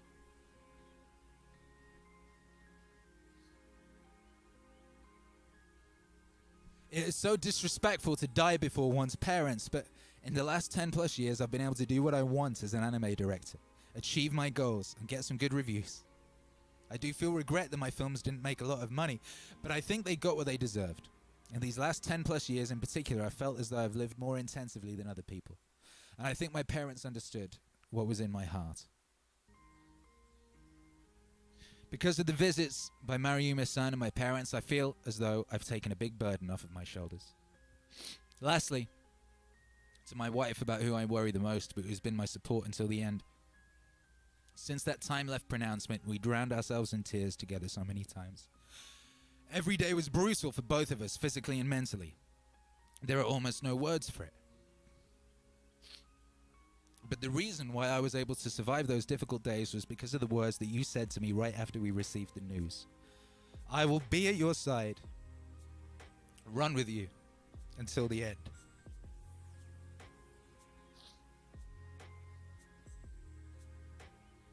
True to those words, as though you were leaving my worries in the dust, you skillfully directed the demands and requests that came rushing towards us like a landslide, and quickly learned how to take care of your husband. I was so moved watching you deal with things so efficiently. My wife is awesome.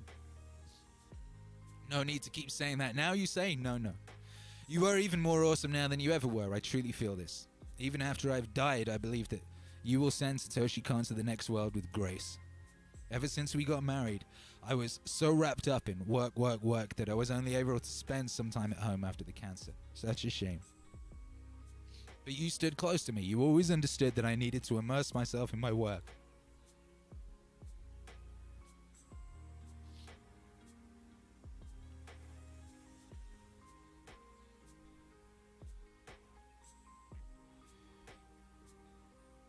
That my talent was there.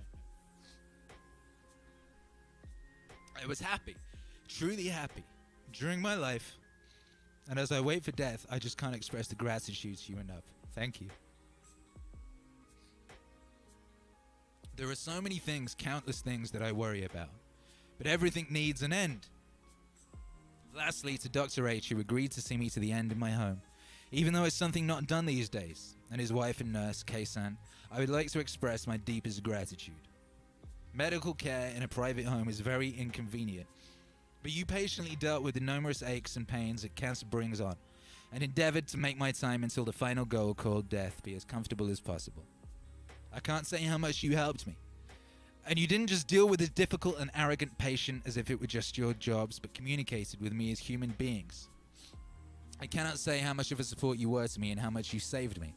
I was encouraged by your qualities as human beings several times. I am deeply, deeply grateful. And this is the last thing, but from shortly after I received that pronouncement in mid-May until now, I've been lucky to have the cooperation, help, and mental support both personally and in business from two friends. My friend T, who's been a friend since high school and is a member of the Constone Inc., and producer H. I thank you both from the bottom of my heart. Thank you so much. It is hard for me with my measly vocabulary to express my gratitude adequately to you both. My wife and I have both received so much from you.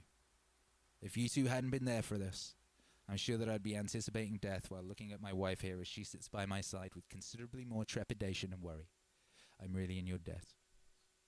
And if I may ask you one more thing, could you help my wife send me over to the other side after my death?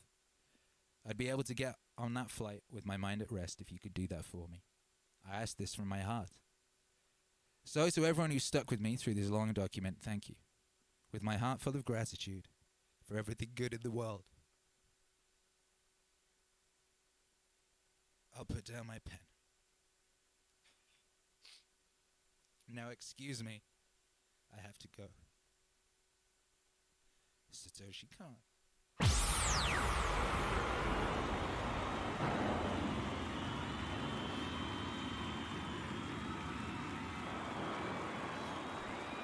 Yo.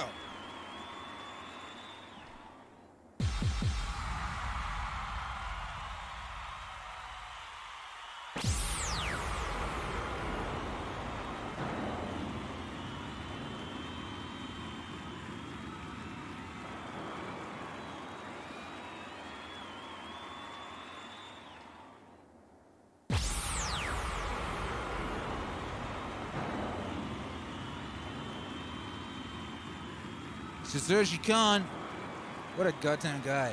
What a guy. I don't know if you've ever seen any of his stuff. But yeah, Perfect Blue, classic obviously. Paranoia Agent might be one of the best like anime series ever. And like that is, you know, like I said, I read that like, I try and read it like once a year. I don't know if I read it last year. I'd forgotten how hardcore it was. Like, and it hits different. Every time I read it, it hits different because you're in a different place in your life and you understand it differently, you know? And, yeah, that's just, anyway, that's an amazing thing. An amazing thing to, one last thing to give the world that, you know? Consider death. Say the Stoics, you know, thus that you may appreciate life. I appreciate life, brothers and sisters. If there's one thing about Akira The Don, Akira The Don appreciates life, god damn it. And Akira The Don appreciates you. And Akira The Don appreciates the gods. Yeah, yeah. Right. I had good grandparents, a good mother and father, a good sister, good teachers, good servants, relatives, friends, nearly everything good. And that I never lost control of myself with any of them. Although I had it in me to do that, and I might have easily. But thanks to the gods, I was never put in that position. And so I escaped that test. I was never put in that position, and so I escaped that test. And that I wasn't longer raised by my granddad's girlfriend. I didn't lose my virginity too early and didn't enter adulthood until it was time. Hell, I put it up that I had someone as a ruler and father, who could keep me from arrogance. To live in a palace without bodyguards, without fancy dresses or torches or statues or such like show. That you can live much like a regular person, not remiss in action or careless or ruler when carrying out official obligations. I had the kind of brother I did, one whose character challenged me to improve my own, one whose love and affection enriched my whole life. That my children weren't born stupid or physically deformed. The rhetorical poetry, they could have consumed me if I had seen progress, might never have given them up. That I conferred on the people who brought me up, the honors that they seemed to want early on, instead of putting them off since they were still young, with the hopes I'd do it later. That I knew Apollonius and Rusticus and Maximus, that I was shown clearly and often what it would be like to live as nature requires. Thanks to the gods, they did all they could through the gifts, the help, the inspiration, to ensure that I could live as nature demands. Yo, Marcus. Marcus. Hey, yo, shouts out to you guys. Yeah. I'm weird. I told you I've been reading that thing. Like, I read that to myself, like, every year or so. And I honestly had forgotten how hardcore it was. And I don't know, yeah. So, yeah, you know, yeah, God bless that man. You know, shouts out to Mr. Gamsabad, says rest in power, Satoshi Kon. You know he does. You know he does. What up, Mike B says, thank you for reading this and thank you for regulating the vibes every damn day during this quarantine. Regulate it! Yeah, right. Regulate those vibes and read that heartbreaking letter. But it's like so beautiful. You know, like, it's, you know, consider death. Consider death, as the Stoics and your boy Alan Watts says. And this is a song from the new Alan Watts album about that very thing. Yo! Bap, bap!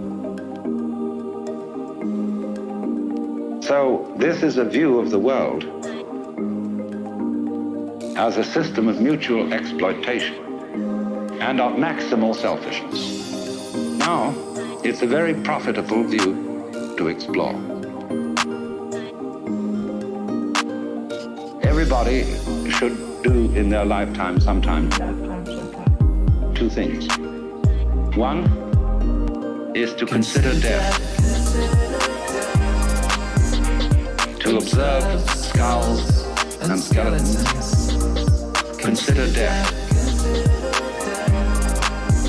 and to wonder what it will be like to go to sleep and never wake up.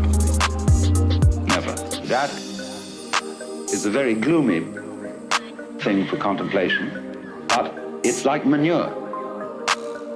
Just as manure fertilizes the plants and so on. So the contemplation of death and the acceptance of death is very highly generative of creative life. You get wonderful things out of that. And the other thing to contemplate is to follow the possibility of the idea that you are totally selfish. That you don't have a good thing to be said for you at all. You are a complete, utter rascal. Yeah. You are a complete, utter rascal. Now, the Christians have avoided this. Because although they say in their Episcopalian form of confession that we have erred and strayed from thy ways like lost sheep, and we have followed too much the devices and desires of our own hearts, too much, you know. We have offended against thy holy laws. We have left undone those things we ought to have done, and done those things which we ought not to have done, and there is no help in us. But it ought to be different. And we're going to do our best to amend with the help of God's grace. That is a real con act.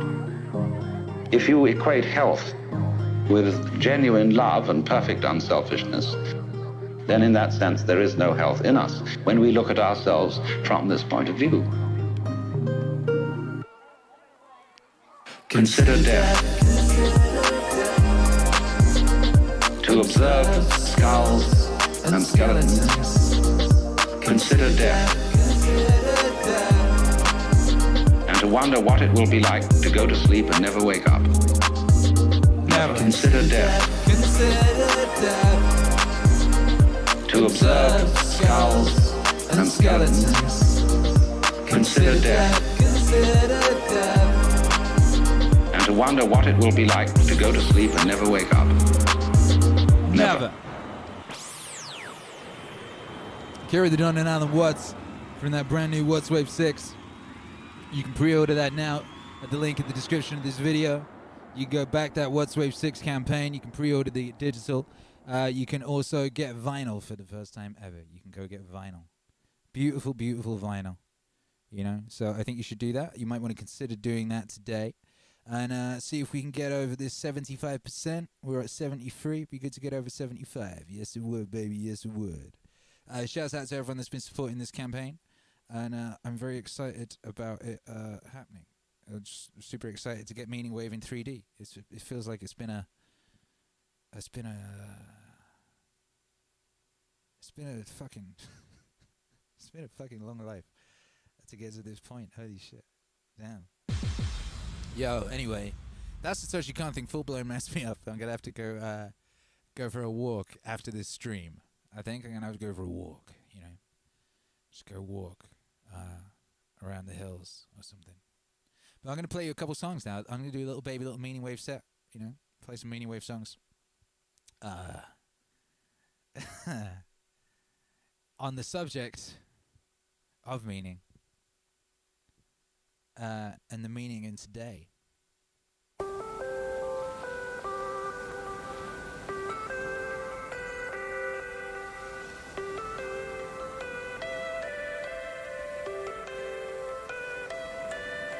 There is no hope in time. And everything is going to get worse in time. Because, as you know, it does. We all fall apart in the end. Everything falls apart. Institutions, buildings, nations, it all crumbles. And people say, well, that's an awfully pessimistic philosophy. Well, is it? Well, is it? I would rather say that the people who have hope in the future are the miserable people. Because they're like donkeys, chasing carrots that are dangled before their noses from sticks attached to their collars. And they pursue in vain, always hoping that tomorrow will be the great thing. The great thing. The great thing. Always hoping that tomorrow will be the great thing. The great thing. The great thing. And therefore incapable of enjoying themselves today. People who live for the future never get there. Because when their plans mature, they're not there to enjoy them. They're the sort of people who spend their lives saving for their old age and try to teach their children to do the same thing. Always hoping that tomorrow will be the great thing. The great thing. The great thing. Always hoping that tomorrow will be the great thing. The great thing. The great thing. And therefore incapable of enjoying themselves today.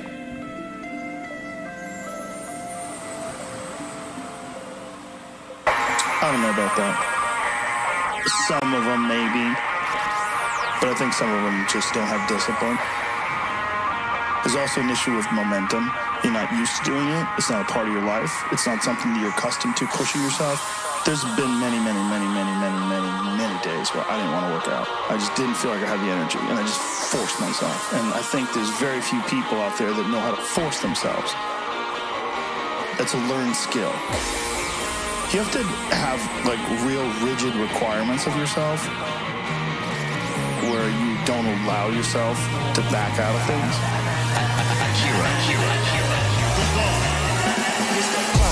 Do something. Do something. Do something. Do something. Do something. Do something. Do something. Do something. Excuses are a giant part of the problem. It's not simply a physical health issue. There's also mental aspects of it, and discipline's a big one.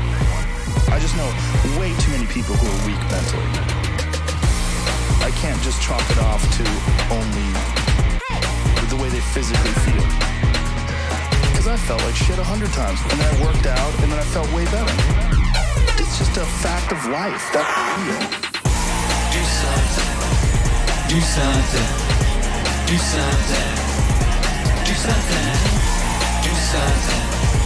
Do something. People don't know how to do that. Something. If you're used to doing it, get in your car, sit down, drive to the office, Sit down. Go to the lunch, Sit down. Go to the board meeting, sit down, get in your car, sit down, get home, sit down, then go to the gym. Fuck off. Fuck off. It's one thing if someone has a legit physical issue, people who do not. They just have poor diet choices, they have a sedentary lifestyle, and they have the momentum of this sedentary lifestyle that's holding them back. They're accustomed to being lazy. You don't have to do a lot, you just have to do something. You walk up hills, you jump a little rope, you take a little tiny kettlebell, you do a couple cleans and presses, you do a few push-ups, you do a few sit-ups, you get your blood pumping, you're moving, you're alive. Yeah. To say you don't have enough energy to exercise, that is crazy to say. Can you walk to the fucking refrigerator? Yes. Well, you can exercise. Do something. Now. Do something. Do something. Do something. Do something. Do something. Do something. Do something. You don't have to do anything crazy. Just walk around the block. There's 80-year-old ladies who take yoga with me. They're fucking really old. And they're in there. They're going after it. They could easily say, I don't have the energy to do that. But they don't. It's a mental attitude. They make a decision. To kill yourself, you don't have to go to a CrossFit class and try to do the workout of the day. You don't have to go nuts. You don't have to do that.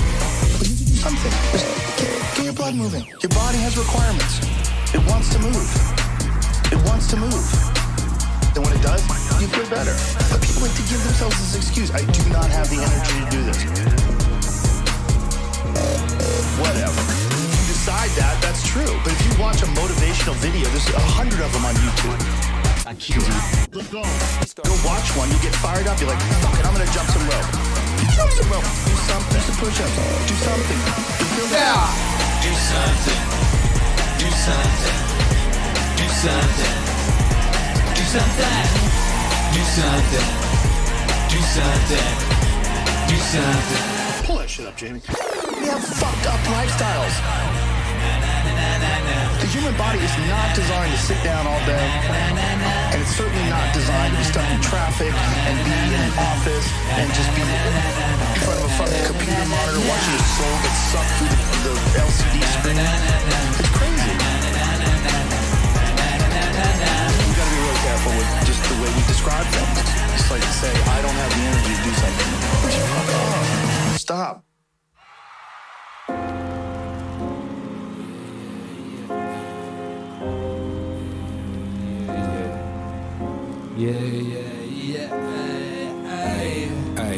In comparing sins, the way that people do, Theophrastus says those done out of desire are worse than those done out of anger, which is good philosophy.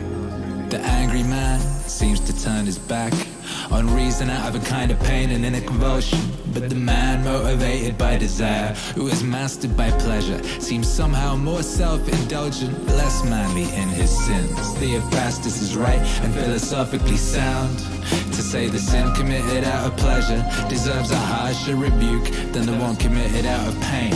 The angry man is more like a victim of wrongdoing, provoked by pain to anger. The other man rushes into wrongdoing on his own, moved to action by desire. You could leave life right now. Let that determine what you do and say and think. You could leave life right now. You could leave life right now. You could leave life right now. Let that determine what you do and say and think. You could leave life right now. You could leave life right now. If the gods exist, then to abandon human beings is not frightening. The gods would never subject you to harm. Yeah. And if they don't exist, or don't care what happens to us, what would be the point of living in a world without gods or providence? But they do exist. They do care what happens to us. And everything a person needs to avoid real harm, they have placed within him. If there were anything harmful on the other side of death, they would have made sure that the ability to avoid it was within you. If it doesn't harm your character, how can it harm your life? Nature would not overlook such dangers through failing to recognize, though because it saw them but was powerless to prevent or correct them. To prevent or correct them.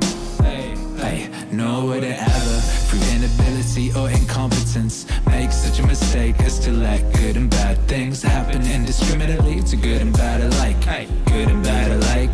Good and bad alike. But death and life, success and failure, pain and pleasure, wealth and poverty, all these happen to good and bad alike.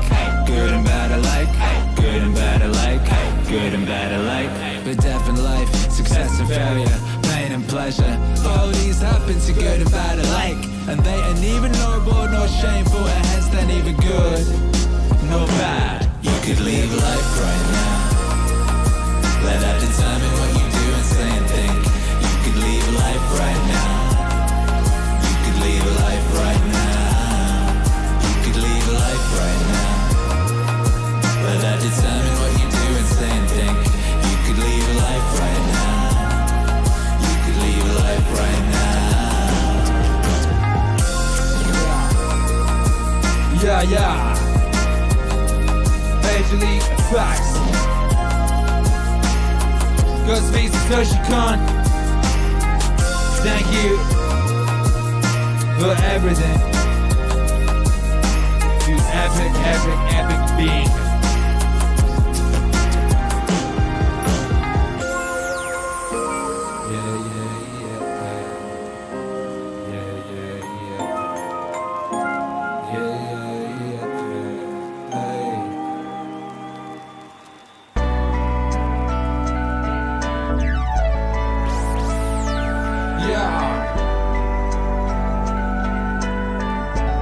In the house. Make some noise, baby. Yeah. Akira The Don. He's got clout. Facts. To the extent that specific knowledge is taught, it's on the job. It's through apprenticeships, and that's why the best careers are the apprenticeship careers, because those are things that society still has not figured out how to train and automate yet. The classic line here is that Warren Buffett went to Benjamin Graham when he got out of school, and Benjamin Graham was the author of The Intelligent Investor, sort of modernized or created value investing as a discipline. And Warren Buffett went to Benjamin Graham and offered to work for him for free. And Graham said, actually, you're overpriced. Free is overpriced. And Graham was absolutely right. When it comes to a very valuable apprenticeship, like the type that Graham was going to give Buffett, Buffett should have been paying him a lot of money.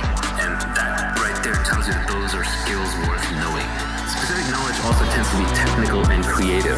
So on the bleeding edge of technology, on the bleeding edge of art, on the bleeding edge of communication, even today, for example, there are probably meme lords out there on the internet who can create incredible memes that will spread the idea to millions of people. Akira. Incredible memes that will spread the idea to millions of people. Akira The Don. Follow your own obsession. Follow your own obsession. Yeah. Follow your own obsession. Follow your own obsession. And somewhere in the back of your mind, you can realize that, hey, actually, this obsession, I'll keep an eye out for the commercial aspects of it. But I think if you go around trying to build it a little too deliberately, if you become too goal-oriented on the money, then you won't pick the right thing. You won't actually pick the thing that you love to do, so you won't go deep enough into it.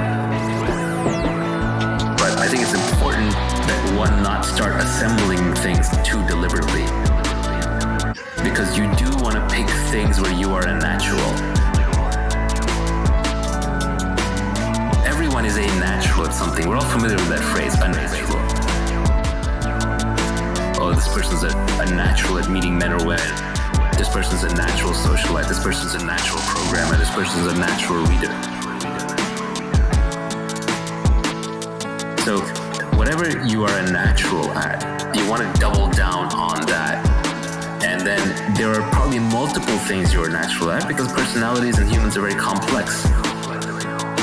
We want to be able to take the things that you are natural at and combine them so that you automatically, just through sheer interest and enjoyment, end up top 25 or top 10 or top 5% at a number of things.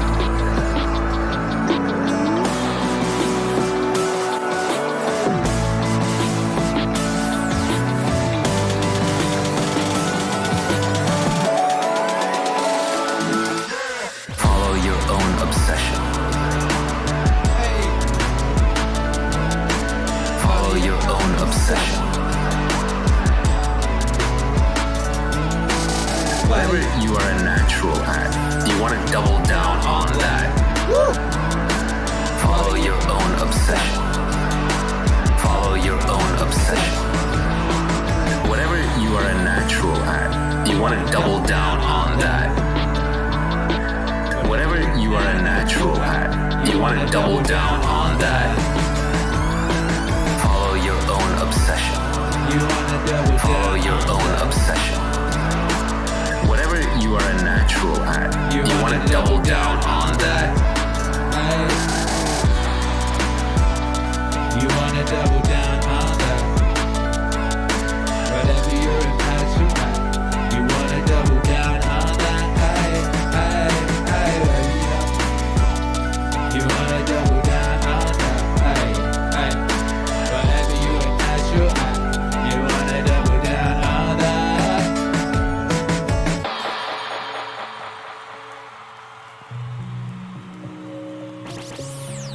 Akira. He's got clout. He's got clout. But no, it's like commitment, man. It's like life is hard, right? Like, yeah, you might get hurt. It's like, you know, your heart might get broken. You know? It's like you might lose your job, but you still gotta commit, you know? You gotta commit, right? You know what I mean? You gotta commit, right? You know what I mean? You gotta commit, right? You know what I mean? Don't hesitate. Go. Commit. You gotta commit. You know, don't hesitate. Go. Commit. You gotta commit. You know. And it's like, you know, you meet somebody and, hey, you know, you like her and she likes you and you're hesitating. Don't hesitate. Go. Commit. You gotta commit. You know, commit. You gotta commit. You know, commit. You gotta commit. You know, commit. Don't hesitate. Go. Commit. You gotta commit. You know, don't hesitate. Go. Commit. You gotta commit. You know, don't hesitate. Go. Commit. You gotta commit. You know, don't hesitate. Go. Commit. You gotta commit. You know, no.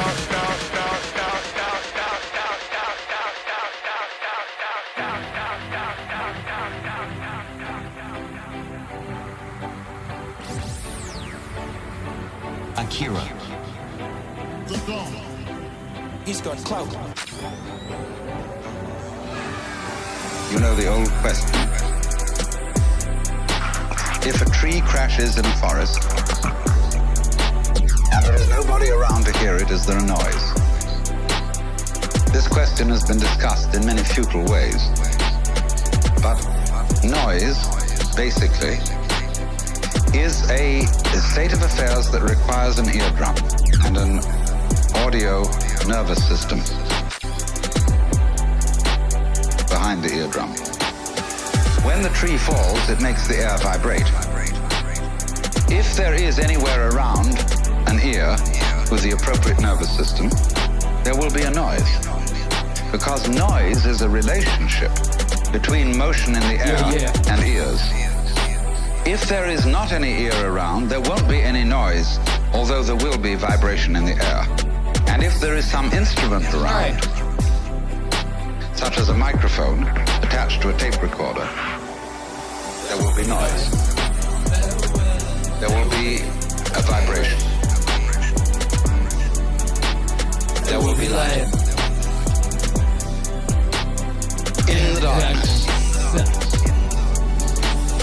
same way, let's suppose the sun sends out light into space. Now, the space surrounding the sun will be black darkness, as if there were no light in it, unless a planet happens to float by. When a planet floats by, there will be light. In the darkness. But if there isn't anything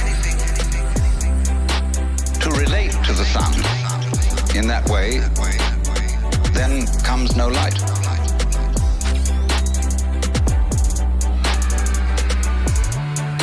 Now this goes right down to the root and ground of everything. It goes down to the essence of your nerves, your whole being. That it's all an interdependence. There will be noise. There will be a vibration. There will be light. In the darkness. There will be noise. There will be a vibration.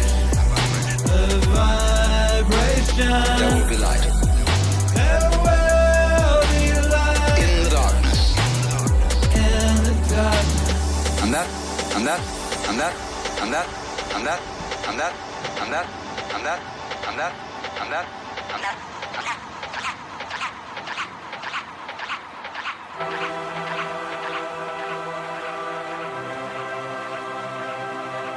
Akira. He's got clout.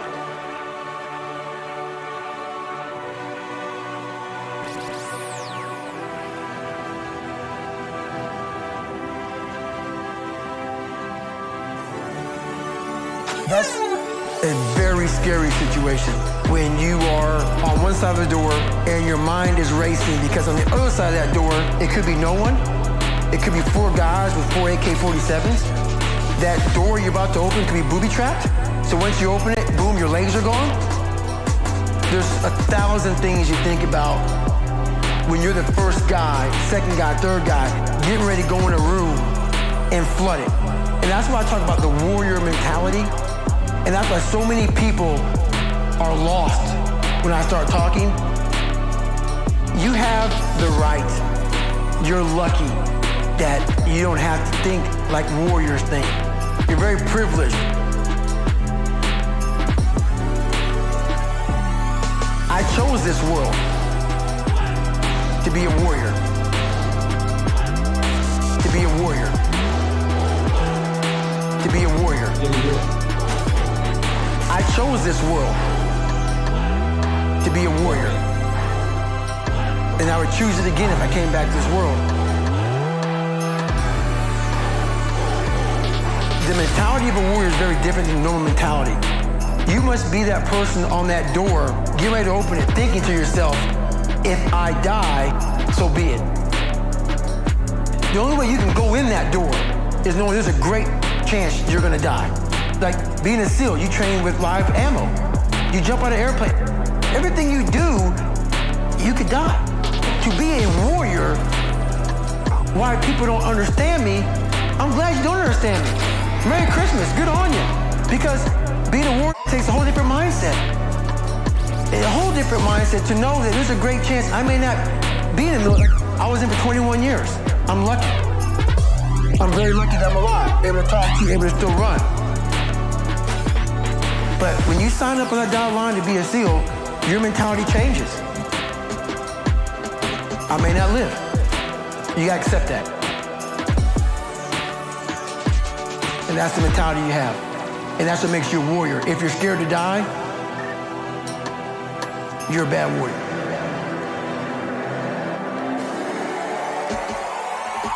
I chose this world to be a warrior. To be a warrior. To be a warrior. I chose this world to be a warrior. And I would choose it again if I came back to this world.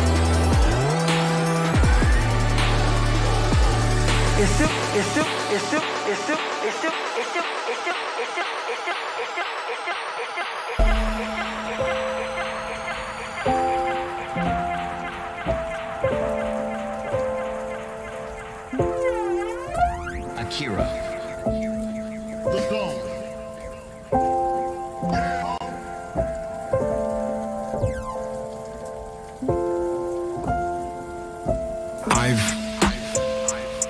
I've been lucky. I've been blessed. I've had a life that I would not trade with anyone in the world. When you talk about Ramadi, that was the highlight of my life. Because I was leading men in combat, which was something that I always wanted to do. And something that I felt that I was destined to do. And when I was in that situation, I knew that. I don't look back and say, oh, I wish I would have enjoyed that. No, I knew it then. This is it. This is it. This is it.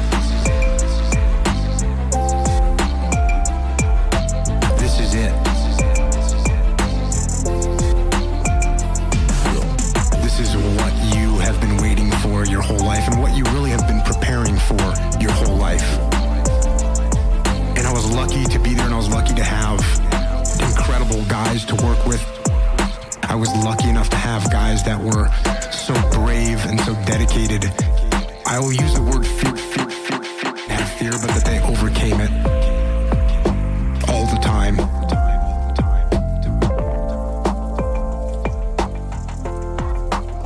And so I'd say if there's anything that I struggle with now, it's just that.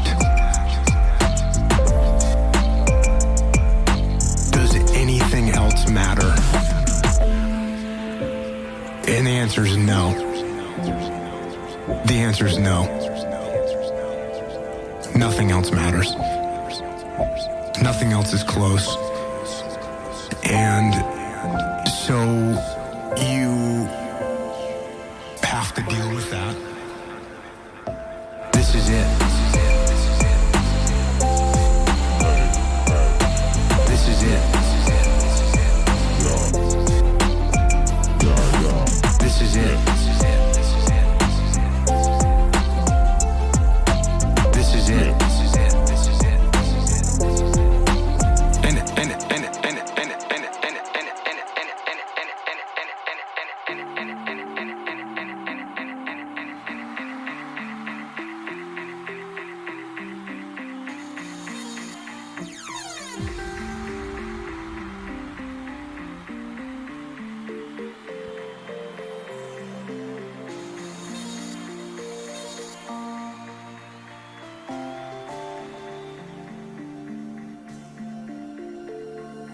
It isn't merely that your fate depends on whether or not you get your act together and to what degree you decide that you're going to live out your own genuine being. It isn't only your fate.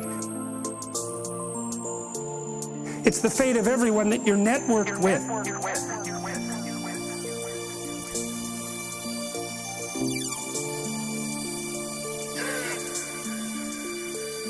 There's 7 billion people in the world, and who are you? You're just one little dust mote among that 7 billion, and so it really doesn't matter what you do or don't do, but that's simply not the case.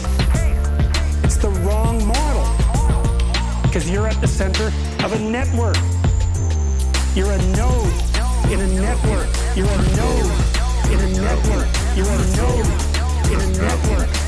Node in a network. You'll know 1,000 people, at least over the course of your life. And they'll know 1,000 people. And that puts you one person away from 1 million, and 2 persons away from 1 billion. And so that's how you're connected. And the things you do, they're like dropping a stone in a pond. The ripples move outward, and they affect things in ways that you can't fully comprehend. And it means that the things that you do and you don't do are far more important than you think. More important than you think.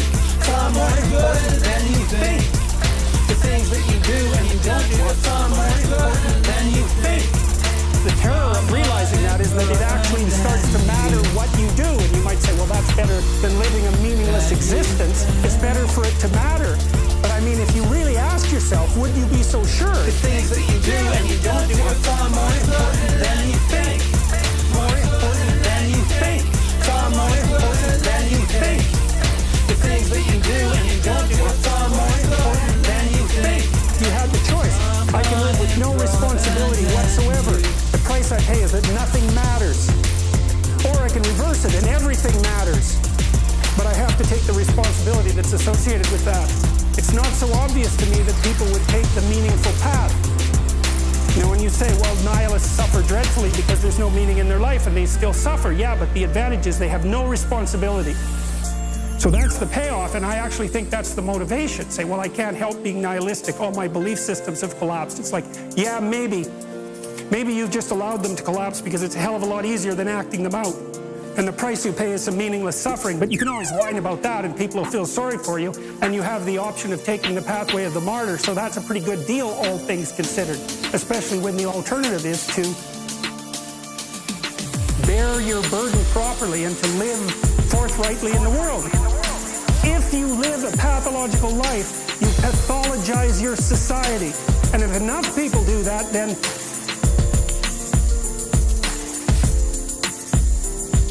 it's hell.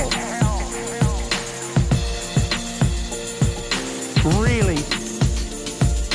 Really. The things that you do and you don't do are far more important than you think. More important than you think. Far more important than you think. The things that you do and you don't do are far more important than you think. Far more important than you think.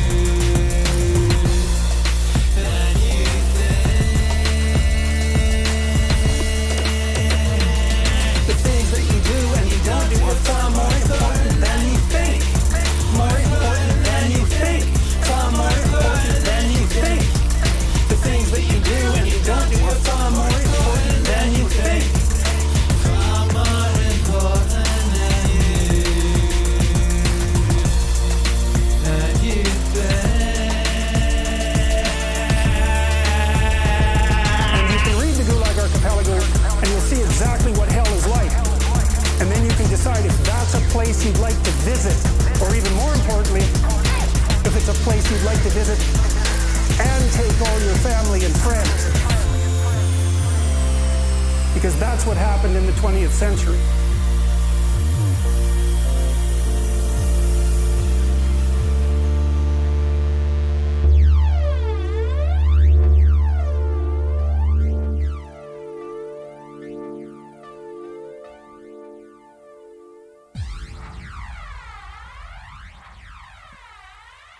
Thank you, brothers and sisters.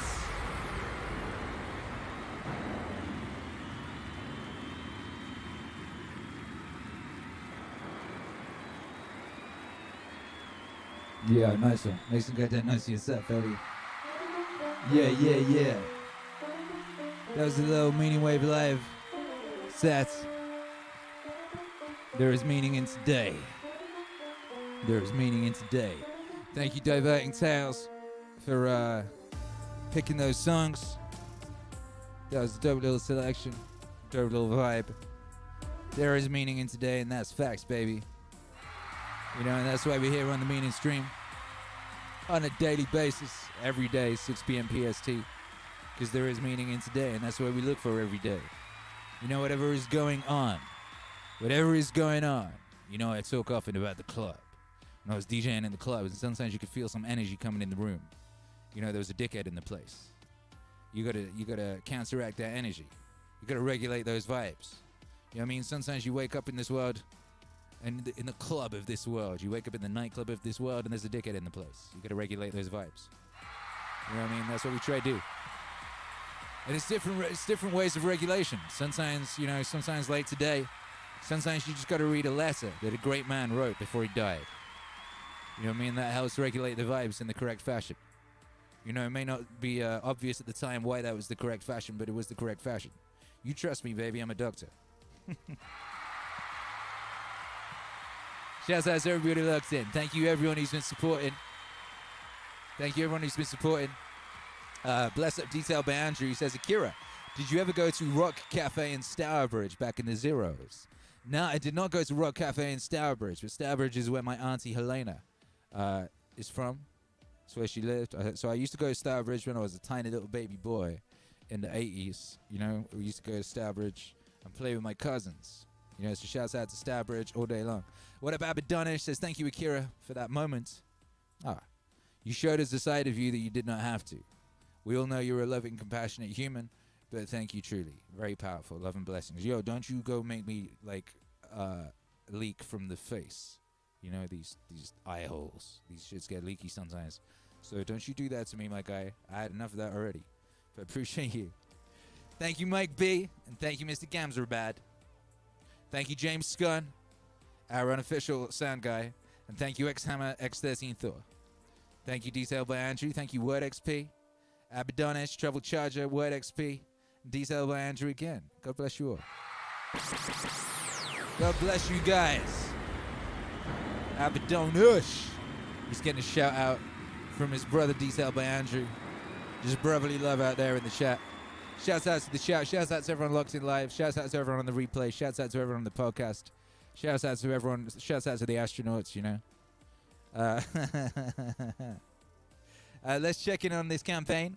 Let's see if this campaign has moved. We were on 73%. We were hoping to get to 75. You know. Let's see how we're doing. Man, this should make me nervous. Let's get over into that scene. Press. You see this? It just works, man. I love it when a thing works. Shouts out to my Brave browser. Someone noticed I was in a Brave browser. I was like, how'd they notice? And I was like, oh yeah, it says that. Brave isn't your default browser, but it should be. I set it as default already. It's because this is a Windows PC and it's just trying to trick me. Get out of it. And this is my city. Okay, let's refresh this page. Let's see how we're doing on the Alan Watts Indiegogo campaign. We were at 73%. Where are we now? Where are we now? Look at that. We're on 75%. 75% with 66 backers. That's an auspicious number. 66 beautiful backers at 75%. We're going to get that vinyl, gang. We're going to get that vinyl, lads. We're going to get that vinyl, ladies. We're going to get that vinyl, baby. We're going to get it. We're going to climb that mountain, you know? We're going to sit on top of that summit. We're going to sit up there and we're going to look out, and lo, it will be beautiful, and we will be glad, you know, and we'll be up on that mountain together, goddammit. Where's my noise for my guy DS? There you go, baby. Hey. St. Michael says, I need this vinyl in my life. Cindy Betty says, yeah, 75%. Chef Ken says, lots of waves. Wordxp says, 66666. YouTube Hero Alex says, so proud of you guys. Abaddonish says, excellent. Matakuma says, thank you. Seabiscuit says, yes. Mike B says, we did it. Seabiscuit says, be brave. What a great chat. Chef Ken says, vinyl. Great Flower says, duck. And shouts out to Val's hips. Yeah. DS Reddit says, big shout out, baby.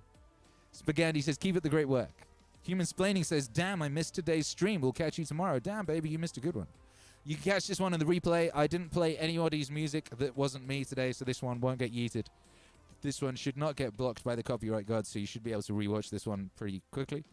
And remember, like, if you have trouble, there's always the podcast replay on the podcast feed, so you can listen to the audio, you know? And as always, members of the channel can download the mixes. You know what I mean? So you got that going for you. You got that going for you, baby. All right, I'm going to get out of here. Hercules, you want to do by 5? Hercules is in the shower. No by 5 from Hercules today. But we'll be back tomorrow, baby. We'll be back with something special, because you know we do something special every day. Every day we do something special, my goodness. Yes, we do. And,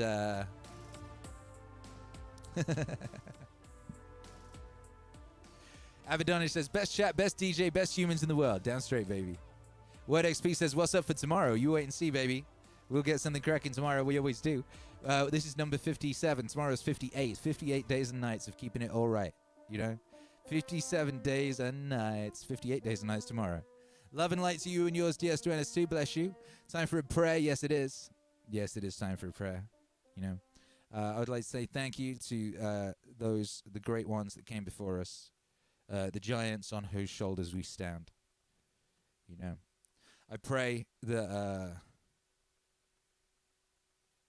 you know, they passed over in the correct fashion. You know,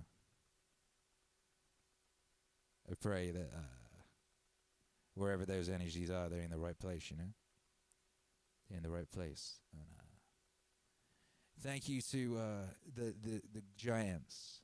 You know, the giants of art and culture. You know, the things that make life worth living. Thank you, Satoshi Kon. Thank you, Satoshi Kon's dad and Satoshi Kon's mom. Thank you, Satoshi Kon's wife. Thank you to all those heroes, you know, that bring these forces into our world and make our world so beautiful. You know, make this existence so beautiful. All this pain and all this suffering, but it's so beautiful because of people like this, you know, who share their light with the world and are brave enough to do so. Who are brave enough to support people in sharing their light. You know, who are brave enough to sacrifice so that those lights may be shone. Who are selfless enough to sacrifice so those lights may be shone. And our world is so beautiful and bright as a result. When it could so easily be like not, you know, it could so easily be so just hell, and it isn't. It's beautiful. There's beauty every day. There's beauty everywhere. You chuck a rock and you hit some goddamn beauty. That's how much beauty there is.